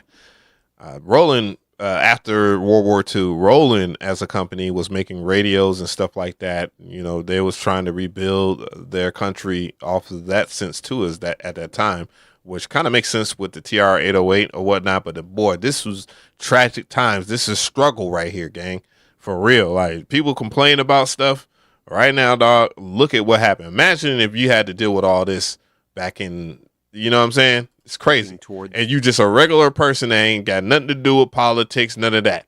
And this is what happens. Future. Either way, it was in the post-war decades that Akai found its path. The post-war world was experiencing a real boom in home electronics. People wanted to listen to music at home, not only on the radio, but on their own recordings. The consumer tape recorder market was only just forming, and those who could build better equipment than others got everything. Akai decided to bet not on price and not on design. Reel-to-reel still cost that much, if not more. But on the thing that ultimately decides everything, the quality of recording and playback. In the 1950s and 1960s, reel-to-reel tape recorders were the peak of audio technology. Professional studios used large stationary machines, but the market for home and semi-professional equipment was only beginning to form. Akai entered it confidently and immediately showed that it knew how to build equipment differently. The main trump card were the magnetic heads, the heart of any tape recorder. In the late 1960s, the company mastered cross-field recording, borrowed from the Norwegian firm. Now, don't get it twisted. I do think this is a Chatgpt result, and you know he probably used something like I forgot what it's called. I can't think of it right now, but you can basically just make a voice and choose the narrator, how they sound and stuff like that. And yeah, he copy paste, but most of the information is right. Most of it. From Tandberg, which significantly improved high-frequency playback. But Akai did not stop there and went further, developing its own heads made of glass and ferrite crystal called GX. This was not a marketing story. It was a real technical advantage that was noticed and appreciated all over the world. What made GX heads special? Ordinary permalloy heads gradually wore down from contact with the tape. After a few hundred hours of operation, the geometry changed, the gap widened, and the sound degraded. Akai's ferrite heads practically did not wear out. The company openly stated that its heads lasted dozens of times longer than competitors, and it was true. For the consumer, this meant a simple thing. You bought an Akai tape recorder once and forgot about problems for a decade ahead. The reputation for reliability became the foundation Speed of up the a little brand. bit. Based on this technology, Akai built tape recorders that became legends. The flagship reel-to-reel machines of that time weighed 10 to 12 kilograms, had huge reels 27 centimeters in diameter, and needle VU meters that seemed to live their own lives during playback. Watching a working Akai GX 747 was almost a meditative experience. Smoothly rotating reels, gently swaying needles, the soft glow of the indicators. It was equipment you wanted not only to listen to, but simply to have in the room. It's no coincidence that many owners Yeah, boy, that aluminum and wood grain, I tell you. displayed their Akai machines in a visible place, not hidden in a rack, but placed on an open shelf as an interior object. Japanese quality, German seriousness, and all of it made in Tokyo. A separate chapter is cassette decks. When Philips introduced the compact cassette in the late 1960s, many professionals reacted skeptically. A small plastic box with a narrow tape? What kind of quality could that possibly deliver? Akai accepted the challenge. By applying the same principles to cassette decks, high-quality heads, a precise tape transport mechanism, professional electronics, the company achieved what seemed impossible, a cassette deck that truly sounded good. 3 head designs with separate recording and playback heads allowed engineers to monitor recording quality in real time. Audiophiles Oh yeah, that should be dope. Ooh, boy. who once looked down on cassettes began to reconsider their beliefs. Akai proved it's not about the format, but about how you approach it. In the United States, many Akai products were sold under the name Roberts. An American distributor changed the badges, but the equipment remained Japanese. In Europe, the Tensai brand operated, and in Japan, there was the A&D brand created together with Mitsubishi Electric. This flexibility showed the maturity of the company. Akai understood that the global market required a local approach and knew how to adapt without losing its essence. Equipment with any name on the front panel still remained Akai inside. By the early 1980s, the company produced a full range of home audio equipment, amplifiers, tuners, speaker systems, turntables, all under the same banner of quality as its tape recorders. Akai built systems in which You know, that was the 80s. That's the most 80s look I've ever seen. every component worked perfectly. 80s, late 90s, Attracting or buyers early who didn't 90s. want to assemble equipment piece by piece from different brands, but preferred to buy everything at once and be confident in the result. At the time, this was a valuable proposition, and Akai used it skillfully. But all of that is just the backstory, because the main chapter in Akai's history began in 1984. This is what y'all looking for. Music forever. 1984. That year, a separate division was created within Akai Electric, Akai Professional. The task was formulated simply and ambitiously to give musicians tools for creating new music, not to copy what Roland, Yamaha, or Korg were already doing, to go their own If you know, you know. way, into places where no one had gone yet. The first product was a multi-track recorder on a special cassette medium. Well, there was no Akai product in that picture, gang. There was no Akai product in that picture. This is why I know that, you know, they let AI do some shit. Because there's no... Look, well, that's the mixer right there. The tape mixer, tape whatever. I can't think of the name of it right now. There's a picture right around in here, I think. Very first step. Next came synthesizers. Oh, no. It was a classic story of the democratization of technology. An Akai Professional Okay, I see looks like the S950, maybe? It's either the 900 or 950. I can't tell. defined its philosophy in exactly this way Yeah. from the very first step. Next came synthesizers. Well, where in the world is the MPC in here? Or I mean, not MPC, but the Akai product. Akai's first 8-voice analog synthesizer was released in 1984. Yeah, not too many people know that Akai had their own digital synthesizer or whatever, or analog synthesizers too back then. And immediately attracted attention, not because it was revolutionary, but because it sounded different from its competitors. Rougher. Sound better. Sound matters. More aggressive, with a living character that you wanted to hear in music. Subsequent instruments in the series, appearing around 1986, developed the same approach. They could split the keyboard into zones, assigning different timbres to different octaves. And for those who are going to ask, by the way, and yeah, that is, okay, this is a MIDI controller, but FYI, the reason why we're not getting a S, whatever you want to call it, because the MPCs of today handle that. All the MPCs have key groups where you can play stuff up and down and all this other stuff. Now, one thing I wish the key groups did this, is it would obey time stretch. That would be amazing. But then you can just, if you want to do something like that, you can just bring it into the drum program. So you can actually make a drum program. I mean, it's not fun to do it, but you can play notes on it now. Opened new possibilities for live performances. Akai had a distinctive view of sound synthesis, and it was noticeable. But the real revolution came with samplers.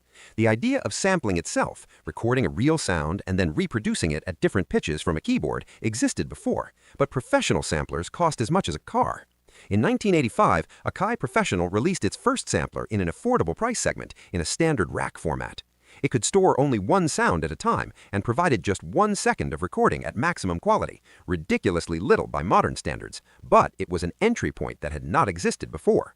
A musician without a studio budget could now take the sound of a live instrument and play it from a keyboard. The door had opened. Novation. Where is the Akai price? This is why I say that. Like, this might be like filler picture or whatever. But still, a year later, a full professional version. And his content is working too, by the way. And 6 simultaneous samples. And now he's used these pictures were off of Reverb or eBay, and usually sellers, they put their stuff on both of those platforms and see where they get the best offer. But these are images from, they happen to be Google images, clearly. And in 1988, the S1000 was released, and the musical world paused for a moment to realize what had just happened. The S1000 was the first 16-bit sampler with sound quality comparable to a compact disc. If you listen to hits from that era, pop, rock, R&B, electronic music... Is that an AI version of Chad Hugo? What the fuck? In most cases, you are hearing sounds that passed through this device. The sampler series continued to evolve. Each new generation added memory, expanded capabilities, and lowered the entry point. But okay, those are AI-generated pictures, clearly. But I guess, man, we're in these type of times now. I ain't gonna hold you. I've been seeing some crazy AI stuff like the AI Ninja Turtle shit. Oh my God, dog, it be having me on the floor. And I can tell it's a black person that runs that channel, dog, because they be doing far too much. It's called Paid in Half. Paid in Half. Not like Paid in Full, but it's Paid in Half, and it has the Ninja Turtles. Bruh, whoever has that channel, man, keep doing you, bro. That shit is hella funny. Fundamental contribution was made with the S1000, the moment when digital... Yeah, this is all AI generated right here, because look at the letters and stuff. That's how you know when something is AI generated, because letter spacing, sometimes when they want to get depth and fill, they'll mess up. Like, even if it takes from a real picture that you took, like I've experienced it with Nana Banana in Google Gemini, like it could be a legit, like my thumbnail right now on my live stream. It's a real picture. Obviously took it in here, and I had AI remove the background, and it did the most weirdest shit to the MPC. I kid you not. And I was just like, why? That's not even what I asked you. Why you give it like extra IO on the side, bro? Sampling stopped being the privilege of wealthy studios and became a tool for everyone. It is hard to overestimate how much this changed music. Entire genres, hip-hop, house, jungle, drum and bass, are built on sampling, and a significant part of that history passed through Akai equipment. At least that's true. Yet, not even the sampler became the most important product of Akai Professional. That product was the MPC. Why they show the MPC studio? Like, this is the perfect time since it's 1987 to show the MPC 60. You know, it is what it is, gang. 1987. Roger Lynn, the creator of legendary. Well, and that's the perfect picture. That's the most appropriate picture that you got in there. Is Roger Lynn holding the MPC 60, but that's the 60 Mark II, which came out after the 60. And by the way, for those who don't know, this kind of caused a little bit of friction between him and Akai. And Akai Japan put this out, and they wanted to, because the MPC sales were doing well, but they wanted more sales. And I guess their MO at that time over there at Akai Professional is you got to have something new every year. Or, you know what I'm saying, or customers, you know what I'm saying, you got to strike while the iron is hot. Now, I'm not going to say anything. You know what? I'm going to say it. Fuck it. They be playing with me, so let's play back. And that's kind of how Akai is doing stuff now. You know what I'm saying? We just had the MPC Live 3, and then the X came out, and you know what I'm saying? And you already know. So, machines heard on countless hits of the 1980s comes to Akai with an idea. He wants to create a machine that combines a multi-track programmer, a MIDI sequencer, and a sampler in a single unit. It was a medium-sized box with 16 rubber pads on the right side. That is my least favorite looking MPC of all time, too. Slightly intimidating. But as soon as you pressed the first pad, I like the 60 Mark II design. The sound was alive and immediate. You could record any sample. Oh God, I had that trash. And start tapping out a rhythm with your hands, just like on drums, but with. They at least was smart enough to, because that doesn't even say Akai. It looks like it says Alesis, or it looks like they try. I don't know what they're doing, dog. Any sound you could imagine. Hip hop embraced the MPC as its own. DJ culture, New York producers, underground studios in the basements of Brooklyn and South. Yeah, because the MPC in itself, for those who don't know, it was not a hit when it came out. It was a hit, but it wasn't the kind of hit that their target audience was for. The target audience for the MPC's target audience was like guitar players that don't want to pay for session drummers so they can practice and all this other stuff.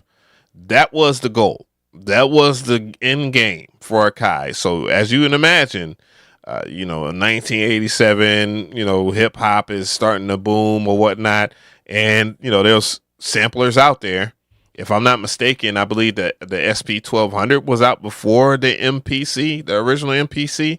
Let me know in the chat comment section. And that was the goal too. So that's why you have so many SP1200 heads that, they still do the SP1200. You know what I'm saying? Because it was the perfect box for them. Los Angeles. They all worked on the Akai MPC. Jay Dilla created beats on it with intention. The way he just said Jay Dilla. Let's roll that shit back. Hilarious. That's how I know it's AI. On the Akai MPC. Jay Dilla created beats. Yo, don't disrespect the king, gang. Thank you so much for that, Dono, Tyrone.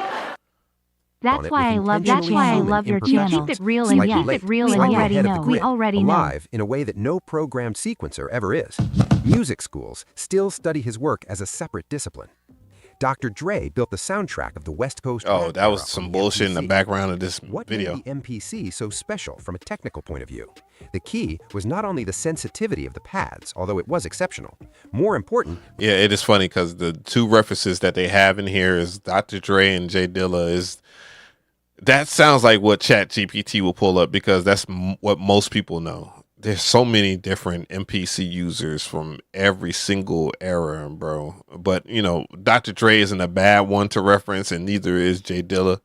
You know what I'm saying? Those are the safe ones if you almost know something, you know what I mean? Like you are on the path of knowing, but then you know what I'm saying? That type shit. Was how the machine handled time.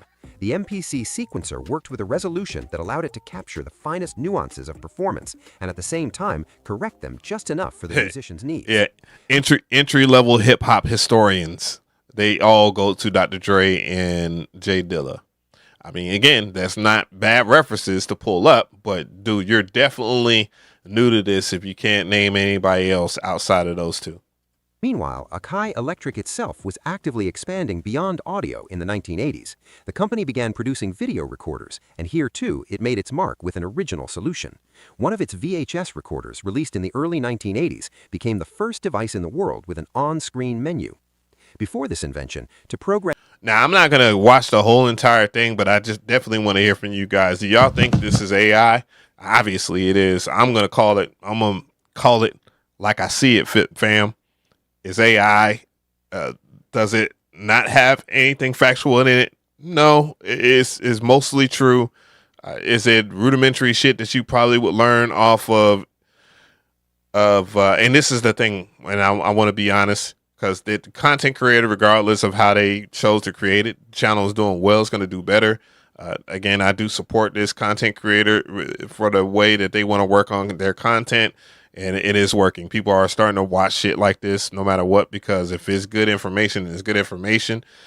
Yeah, but when I watch documentative stuff, I tend to want to hear someone that's a real person because of annotation, dictation, expression, and just knowing the general know-how and having a backstory. Just a slight, not off the beaten path type shit, but more or less sounding more human nonetheless. But, you know, I digress on that. Check it out. So you think most of the commentary is probably true and fact-based, but the voice in the video is AI? Yeah, I mean, and it's not a slight towards the content creator, and that's how they chose to rock or whatnot. You know, in this day and age, bruh, the AI is useful for a whole bunch of stuff. A myriad of stuff that maybe me and you might not agree with, or whomever might not agree with, but, you know, that's what it is. Oh, yeah, there is one more thing, dude. I want to do it. I want to do the video, because if I don't do the video on it now, I probably won't wake up. I'll probably wake up feeling different and wanting to just edit shit. So I'm going to go ahead and take care of that now. I'm going to see if I have that in my thing. And I'll tell y'all once I pull it up. If I don't pull it up, then I ain't going to have,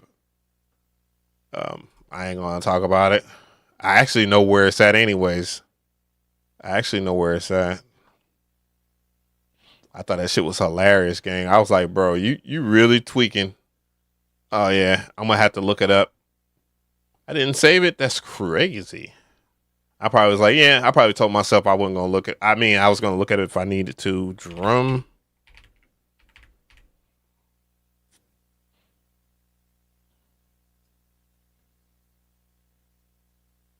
Damn, I thought I followed these motherfuckers. I guess not. I guess not. Wow. Did they remove it? Oh, that's what they did. They removed it. Oh, man, they backed out. No way. The drum, is that the new one? Yeah, maybe.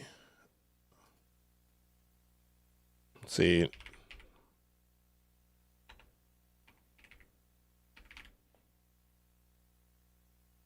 Because I see there's two. The drum broker. Okay. Yeah. Oh, there you go. There you go, gang. All right, gang. There's some. I noticed, again, on Instagram, minding my own business, and someone posted something that brought up an interesting conversation. And that conversation is this right here. Is AI ruining things for sample pack companies? And just to show you that I'm not making stuff up, we'll just go over here and we'll check it out right here. So the drum broker posted this right here. And if you don't know, he has hip hop drum samples, but it's called Drum Broker. And this person sent him an email, and the email is written like this right here. Name Bruno, whatever the hell it is. Love what you're building at Hip Hop Drum Samples. I'm Bruno, building Vertate AI lo-fi and hip hop sample generator. Every sound is unique, royalty free, and commercially cleared from day one. So basically what this person did was they just added this man to an email list or something like that. Because there's no way in the world that they just looked and seen and said, you maybe this sample company that sells sample packs to everybody, that maybe they want to know about this, unless it was like, well, let's implement this into the site. And I don't think Drum Broker is. We'll explain why it is what it is. The reason why I'm reaching out is our pro plan is $24.99 a month. Every sound you generate is yours to resell, meaning that you can spin up to a full branded lo-fi kit in an afternoon and sell it as your own usual pricing point, with zero clearance costs and zero production time compared to traditional recording. So, I mean, that's also true. But what a lot of people do not understand is that AI is extremely good. It is extremely good. People will front on it and say whatever. I'm not here to argue semantics with people, man. You know how people are, bruh. People just want to argue all day for the sake of arguing. For a platform your size, that's a new reoccurring revenue stream with almost no overhead. So it looks like it might be a little personal. Happy to give you a free trial so that you can test the quality before committing to anything. If the sounds aren't good enough to sell, you owe me nothing. Worth trying, Bruno.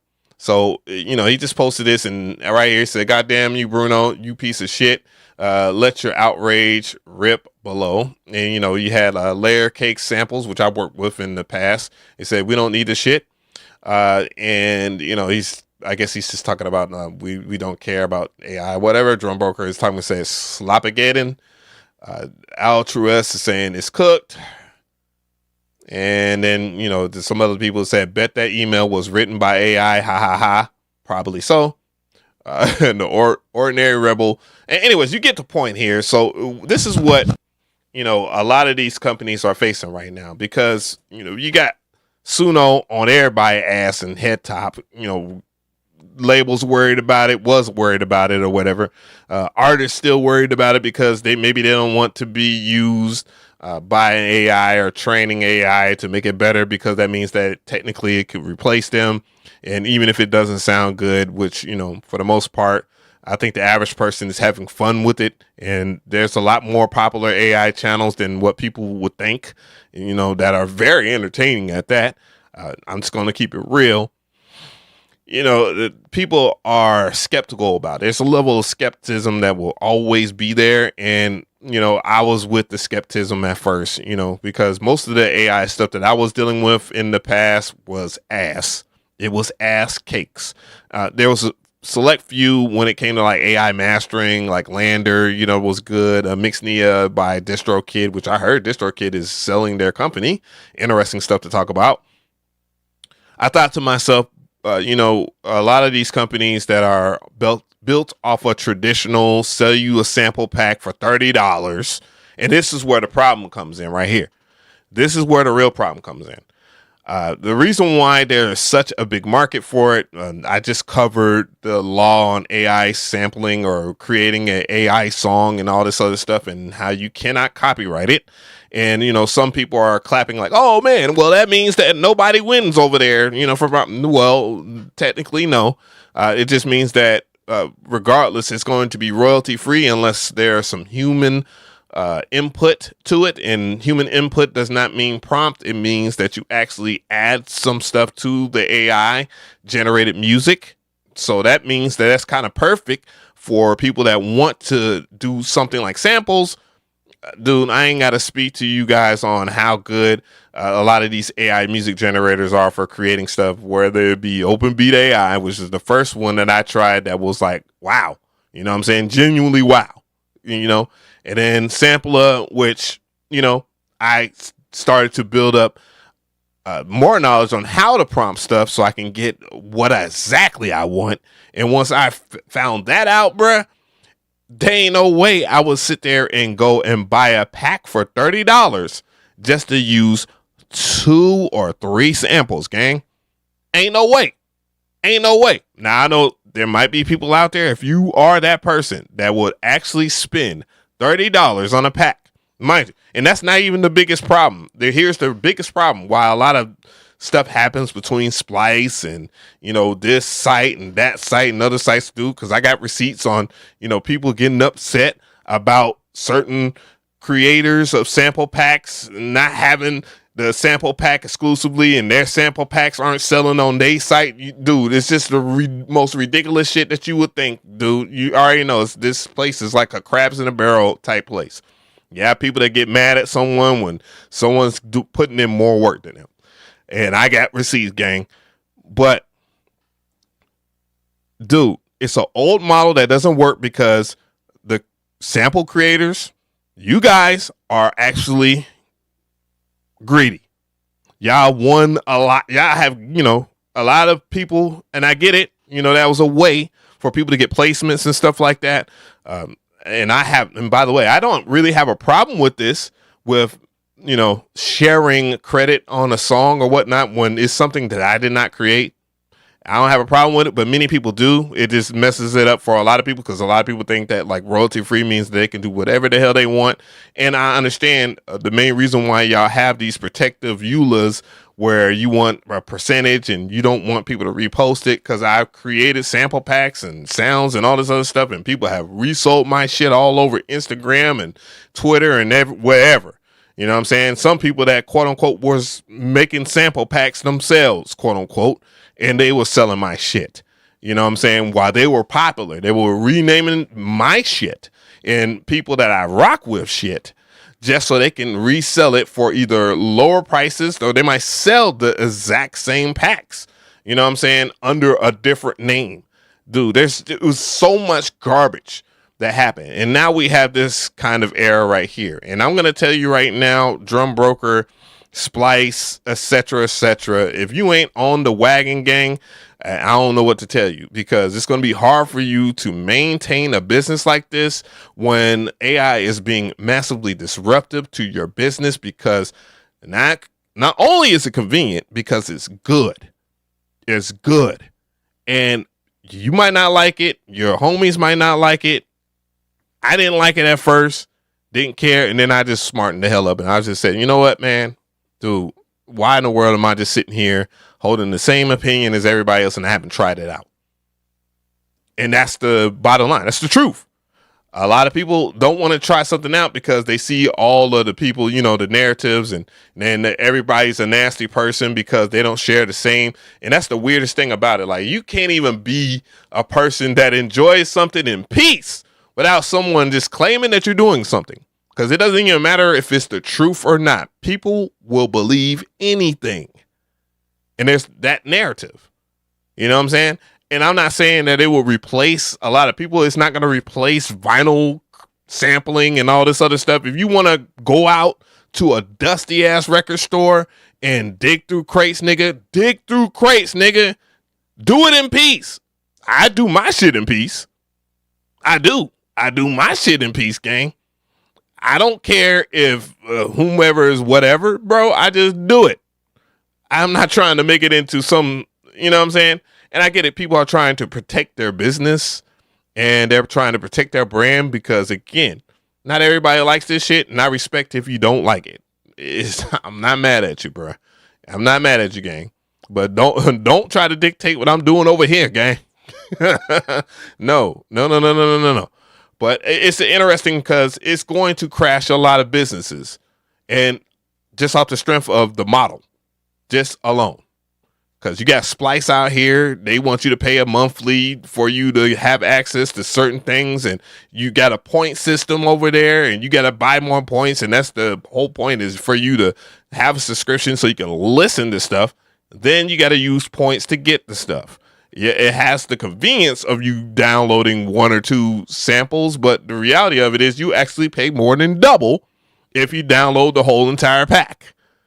But you're probably not, because that is the way that they pitch it. Dude, there's AI models out here and companies. Again, two of which, OpenBeat, Sampler. Yes, I have been involved with them, but at the same damn time, I would still use them. One-time license fee. That's hard to beat. That's very disruptive to the likeliness of sampling or sample packs and drum kits and stuff like that. And I have not dug any deeper than what I could, but I will. And Ace Studio, gang, when I tell you Ace Studio is ridiculous, bruh, I'm just gonna put. You know what? Fuck it. I'm gonna pull up a clip. Where is it at? Doctor. What's my dog's name? Dr. Mix. Yeah. Yeah. Check this out. Pull up Dr. Mix, and I think it was that. Was it this? Which one? This might be this one. The most advanced. And you decide. And I gotta play it from the very beginning, so that y'all can feel what I felt, cause my freaking jaw dropped. And you can do this with Open Beat AI too, by the way. Look at this.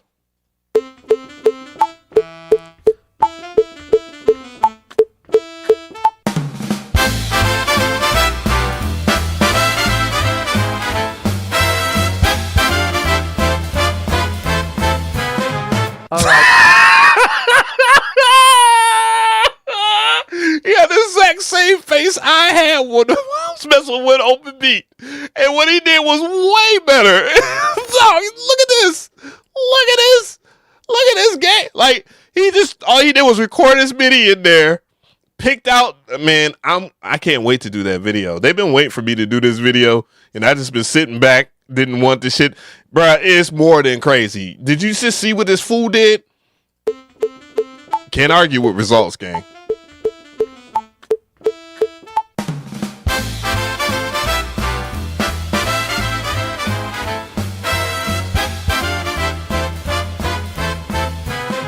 All right. Yo, the quality is great. It's great. Man, what? Ain't nobody gonna be wanting to mess with damn Ableton Live, nigga. Ain't nobody like DAWs are in trouble, bruh. Are you serious? It's, man, look. The whole entire industry is shifting, gang. And I hope people make the adjustments. Now, if you make music in a certain manner and that's all you care about is if supporting someone, I'm not saying that you shouldn't support them, but realize that that sounding off and complaining about it ain't fixing shit. So you better fix it. You better make a decision. You better make a decision like last month, last year. Shoot, I made up my decision, gang. It ain't hard to tell. It ain't hard. This Pause. is unreal. Hi, today I'm going to show you the most advanced. Yo, this man plays some simple ass mono horns and got a horn section. And I would kill that sample. By the way, Dr. Mix, I would kill that sample. I would kill it. And imagine if you were, creating sample packs. Yo. If you was creating sample packs, bruh. If you was creating sample packs, it's over. Like, man, I'm not getting packs from nobody else but him. And trust me, there's some dope. And I want to acknowledge the really good sample pack creators. MXX Audio, Deton Bergman. Damn, I almost forgot my peoples. Produced by Ty. Simon Servita be making some samples that be hard, bruh. Like, real talk. Simon Servita, the content creator. And there's so many more that I could name. No, Layer Cakes. They was in there sounding off. But I'm telling you, dude, it's hard. And some of y'all are actually, I wouldn't be surprised. And I'm being dead serious. If there wasn't a few people on there already using AI and selling it on Drum Brokers or any of these other sites. I know Splice don't really care. They just care about it. Oh, okay, you're going to buy a sample pack? Okay, we're going to upload it anyways. You want to know why I ain't say that? Because years ago, I'm tired of telling this story, but Lex Luger took sounds from one of my sample packs. I'm like, dude, those are sounds. You didn't make these shits. You didn't make these shits. He probably got paid like 25 bands or something like that. Meanwhile, I'm over here struggling to make $500 off my own damn kit. Yeah, it's a lot of people that done that shit. You ain't fooling me, gang. You're not fooling me. You're not at all, gang. Yeah. Said, but by the way music is made, the genres, people chopping the AI samples and creating on top of it. I mean, this is air and opportunity, bro. If you don't want to do it, I understand. I'm not gonna force anybody into doing it. I just talk about the things that I like. Of course, sample is one of the things that I like. Open beats, another one of the things I like. I tried Suno. Suno is cool. I've tried a few of them. Was it Easus? Vocal Remover? They have a good music generator. It's okay for certain genres, not okay for everything, because I believe they have a different model than Sampler and Open Beat and Suno for sure, because all those could give you the style that in the correct everything within the prompt. You know what I'm saying? Easus does not, though. Not all the time. Hey, you got to give it a few tries, but it is what it is. Yep. Let me see what else we have here. Oh, okay. I was just making sure. Twitch dead. Dude, I wonder. I am fully wondering, is it even worth streaming on Twitch? Like, there's little to no discovery. People are complaining on there about the same things that people are complaining about on YouTube. And I just think content creation in general is cooked. But, and people are fighting over nuggets. Niggas is fighting over nuggets. They're just, at this point, man, it's all about the headline now. It's all about the headline. Says too many ads. Yeah, I think that's another reason why Twitch works the way it does. Doesn't work the way it does. But the reality of it is, people are talking about botting and stuff like that. It happens in this space too, man. There's people, content creators. I swear to God, like they that's all they do is bot. You know what I'm saying? The video I showed you from Dr. Mix, that is regular numbers for someone, or that is what the average should be for a 820K subscriber channel with 1,000 comments and over 135,000 views. I think that's a respectable thing. But there's people in the space I've seen that they get like over 50K views and they only got like 4 or 5 comments, or sub 100, and that's not normal. But in the space of Twitch, man, Twitch, like they encourage people basically by the way their system works and the way discovery works on there. They encourage that kind of behavior, whether they like it or not, because the only way you can be discovered is if you have numbers. And the only way I could technically do it without really pissing YouTube off or whatever, and it probably would piss YouTube off, because at one time, like if you try to repost VOD, like Twitch didn't want you to repost your VOD to YouTube so that you couldn't get any money if you was under a partner program contract. You know what I'm saying? All kinds of stuff, bro. It is what it is. But yeah, that A Studio, I have it locked in, gang. I have it locked in. I have a whole bunch of stuff. All this content will be out tomorrow, man. You know what I'm saying? I'm going to go ahead and get the timestamps going. God damn. Look, I'm not here to shame any other content creators. It's just not my thing. Even if they do say something about me, I'm just going to leave them alone. You know what I'm saying? I'm going to leave them alone until they just keep on picking. But, I'm not going to, I don't got anything negative to say about anybody or any true observations. You know what I'm saying? I won't use negative, like use people for negative observations. I'll let y'all do that. That's not my style, man. People want to make it my style, but it ain't my style. You know what I'm saying? But yeah, I got y'all, gang. I'm gonna go ahead and let Twitch go. I'm gonna tell everybody on YouTube, salute, peace.